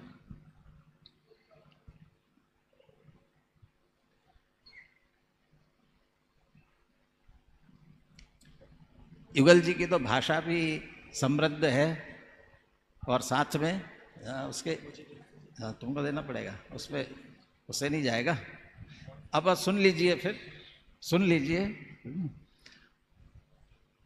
बोधि बुद्ध कुंद कुंद ने श्रुत धारा के प्रधान अंग परमागम को ताड़ पत्रों में लिपिबद्ध कर भरत क्षेत्र में द्वितीय श्रुत स्कंद की प्रतिष्ठा कर मुक्ति द्वार खोल दिया। कुंद कुंद आचार्य को बोधि बुद्ध ये विशेषण दिया, बोधि बुद्ध कुंद कुंद ने, और द्वितीय श्रुत स्कंद की प्रतिष्ठा लिखित करते हुए मुक्ति द्वार खोल दिया। अरे युगल जी की भाषा है, अरे पांचों ही परमागम कलिकाल के अनमोल मणिमुक्ता है, वीतरागता की जन्मस्थली है, जिनमें शुद्ध नय का विषयभूत शुद्ध आत्मा ही ध्रुव केंद्र पर स्थित है। अहो द्रव्य दृष्टि की सर्वोपरि रचना यह भवांतक समय सार है। न केवल कुंद कुंद साहित्य वरण संपूर्ण जिनागम में समय सार जैसी आत्म प्रस्फुटक कृति दूसरी नहीं है। इसकी एक एक गाथा मोह विष निवारक गारुड़ी मंत्र है। समय सार का कर्ता कर्म अधिकार विश्व के विधान का प्रकाशक एवं जैन दर्शन का वैज्ञानिक अन्वेषण है। और अंतिम बहुत विस्तार से लिखा है उन्होंने, उसमें से जो मूल बात है, सचमुच यदि आचार्य कुंद कुंद का यह समय सार नहीं होता तो प्राप्त जनागम में से द्रव्य दृष्टि खोज पाना संभव नहीं था। अतः समय पावड़ की यह द्रव्य दृष्टि एवं शुद्ध जीव तत्व ही कुंद कुंद का भवांतक प्रदेय है। तो आचार्य कुंद कुंद ने ये जो द्रव्य दृष्टि दी है, उन्होंने तो शास्त्रों में लिख दिया। बाबू भाई कहा करते थे, हम तो नाम से दिगंबर है और काम से भी दिगंबर है। हम स्वयं माने ये आचार्य कुंद कुंद के इन ग्रंथों की इतनी निधि हमारे पास होते हुए भी हम भिखारी थे, हमारे पास कुछ नहीं था, माने हम जानते ही नहीं थे, हमारा होते हुए भी हम नहीं जानते थे। और ये निधि हमें यदि किसी ने दी है अभी इस समय, तो आध्यात्मिक सत्पुरुष पूज गुरुदेव श्री कांजी स्वामी ने दी है। और ये बात हम ही नहीं, पंडित कैलाश चंद जी सिद्धांत शास्त्री स्वीकार करते हैं। वो जैन संदेश के संपादक रहे और गुरुदेव के उदय में जब ये सब चर्चा प्रारंभ हुई तब उन्होंने उसके संपादकीय में लिखा। आदरणीय डॉक्टर साहब ने इसके प्रस्तावना में उसे लिया हुआ है। वे लिखते हैं, कांजी स्वामी से पहले हम मंगलम कुंद कुंदाद्यो कह करके आचार्य कुंद कुंद का नाम तो जानते थे, लेकिन आचार्य कुंद कुंद के साहित्य से परिचित नहीं थे। और कदाचित ब्रह्मचारी शीतल प्रसाद जी जैसे समय सार का वर्णी जी थोड़ा बहुत पढ़ते थे तो उनका समय सारी कह करके मजाक उड़ाया करते थे, लेकिन स्वयं अध्ययन नहीं करते थे। लेकिन कांजी स्वामी ने कुंद कुंद साहित्य का अध्ययन प्रारंभ किया, तब फिर हमने भी कुंद कुंद साहित्य का अध्ययन प्रारंभ किया। इसका मतलब कुंद कुंद आचार्य के साहित्य का स्वाध्याय करना उनके कारण से प्रारंभ हुआ। सचमुच में गुरुदेव श्री को एक समय सार मिला और गुरुदेव ने घर घर समय सार पहुंचाया। घर घर समय सार नहीं पहुंचाया, हूँ परमात्मा छूँ एम नक्की कर, अनुभव कर, निर्णय कर, ऐसा कह करके घट घट में समय सार निश्चित रूप से पहुंचाया है। उनका जितना कहा जाए उतना उपकार वास्तव में कम है। हम स्वाध्याय कर रहे हैं ये तो ठीक, लेकिन जो हमें पसंद नहीं करते हैं वे भी समय सार का स्वाध्याय कर रहे हैं, उसका श्रेय भी गुरुदेव श्री को जाता है। क्यों? वे या तो इसलिए कर रहे हैं कि देखे तो सही समय सार में क्या है, और दूसरा अब लोग भी समय सार सुनना चाहते हैं, और यदि वे समय सार नहीं सुनाएंगे वे हमारे पास आएंगे, चिंता है उन्हें, तो फिर उन्हें रोक करके रखना है तो उन्हें भी समय सार का स्वाध्याय करना जरूरी है। कोई भी करे, कैसे भी करे, लेकिन समय सार स्वरूप शुद्धात्मा तक पहुँचे तो इसकी सार्थकता है। जैसा मैंने कहा था कि भोजन अनेक प्रकार से बनाया जाता है, रोज़ आटे की रोटी ही खाना पसंद नहीं हो तो फिर कभी आटे का पराठा बना लेते हैं, कभी पूड़ी बना लेते हैं, और कभी दाल ढोकली बना लेते हैं। हमें तो बार बार दाल ढोकली खिलाए जा रहे हैं। अब वो है तो सभी आटे के ही रूप है, लेकिन रूप बदल देते हैं तो थोड़ा सा रुचिकर लगने लगता है। वही गेहूं का आटा ही रुचिकर लगने लगता है। प्रवचन ही प्रवचन कराते रहो तो वही समय सार ठीक है, फिर वो रोटी जैसे हो जाएगा।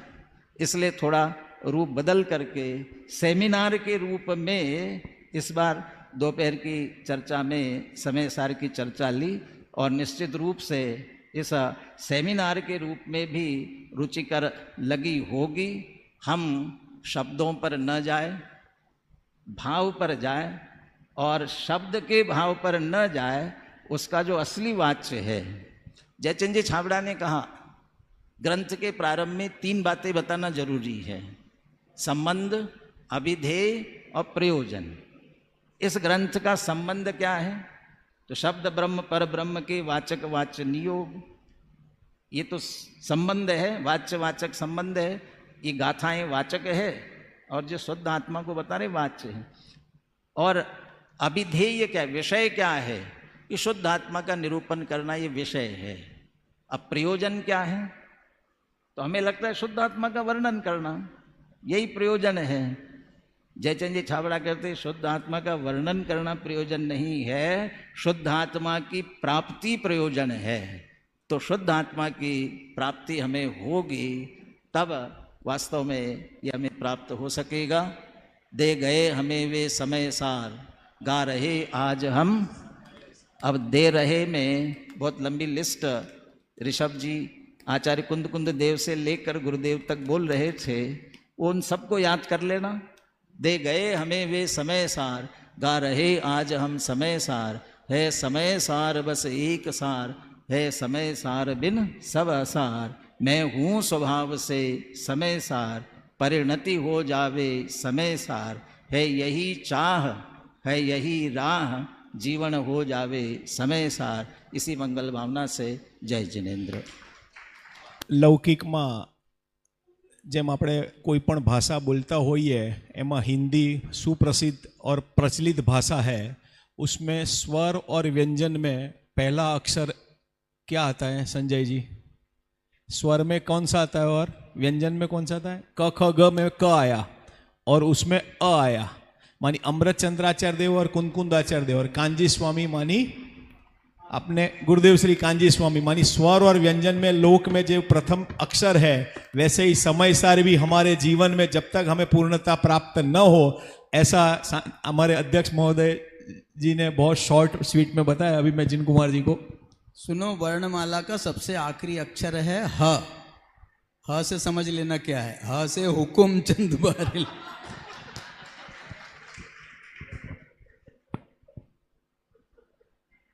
बहुत सुंदर आज ये समय सार सेमिनार का सत्र संपन्न हुआ। कलिकाल सर्वज्ञ आचार्य कुंद कुंद देव विरचित समय सार ग्रंथ पर आधारित सेमिनारों के माध्यम से समय सार का सीमित समय में व्यवस्थित अध्यापन कराकर गागर में सागर भरने का अनुपम कार्य इन सेमिनारों ने किया है और लगभग 55 विद्वानों के माध्यम से 15 सत्रों में हमें समय सार को समझने का लाभ मिला। ये दोपहर में जैसे आदरणीय भाई साहब ने बताया कि इस वर्ष हमने सोचा था कुछ नया करें, अधिक से अधिक विद्वानों को लाभ देवें, तो आदरणीय परमात्मा प्रकाश जी भारिल साहब और डॉक्टर शांति कुमार जी पाटिल साहब ने मिलकर ये निर्णय लिया। जिस पवित्र भूमि पर गुरुदेव श्री ने, भाई साहब कितनी बार बोलना, 18 कि 19, अनेकों बार इस पवित्र भूमि पर समय सार पर व्याख्यान किया है, उस भूमि पर 50 से अधिक विद्वानों के माध्यम से समय सार का शंखनाद होवे प्रतिदिन, ऐसी भावना, ऐसी परिकल्पना आदरणीय परमात्म जी और शांति जी भाई साहब ने व्यक्त की थी। और पंडित अखिल जी शास्त्री जो हमारे यहाँ कार्यरत है, उन्होंने इसको व्यवस्थित रूप बना करके विषय और विद्वानों से संपर्क करके इसे मूर्त रूप दिया और आज हम देख रहे हैं बहुत सफलतापूर्वक यह कार्यक्रम यहाँ संपन्न हुआ।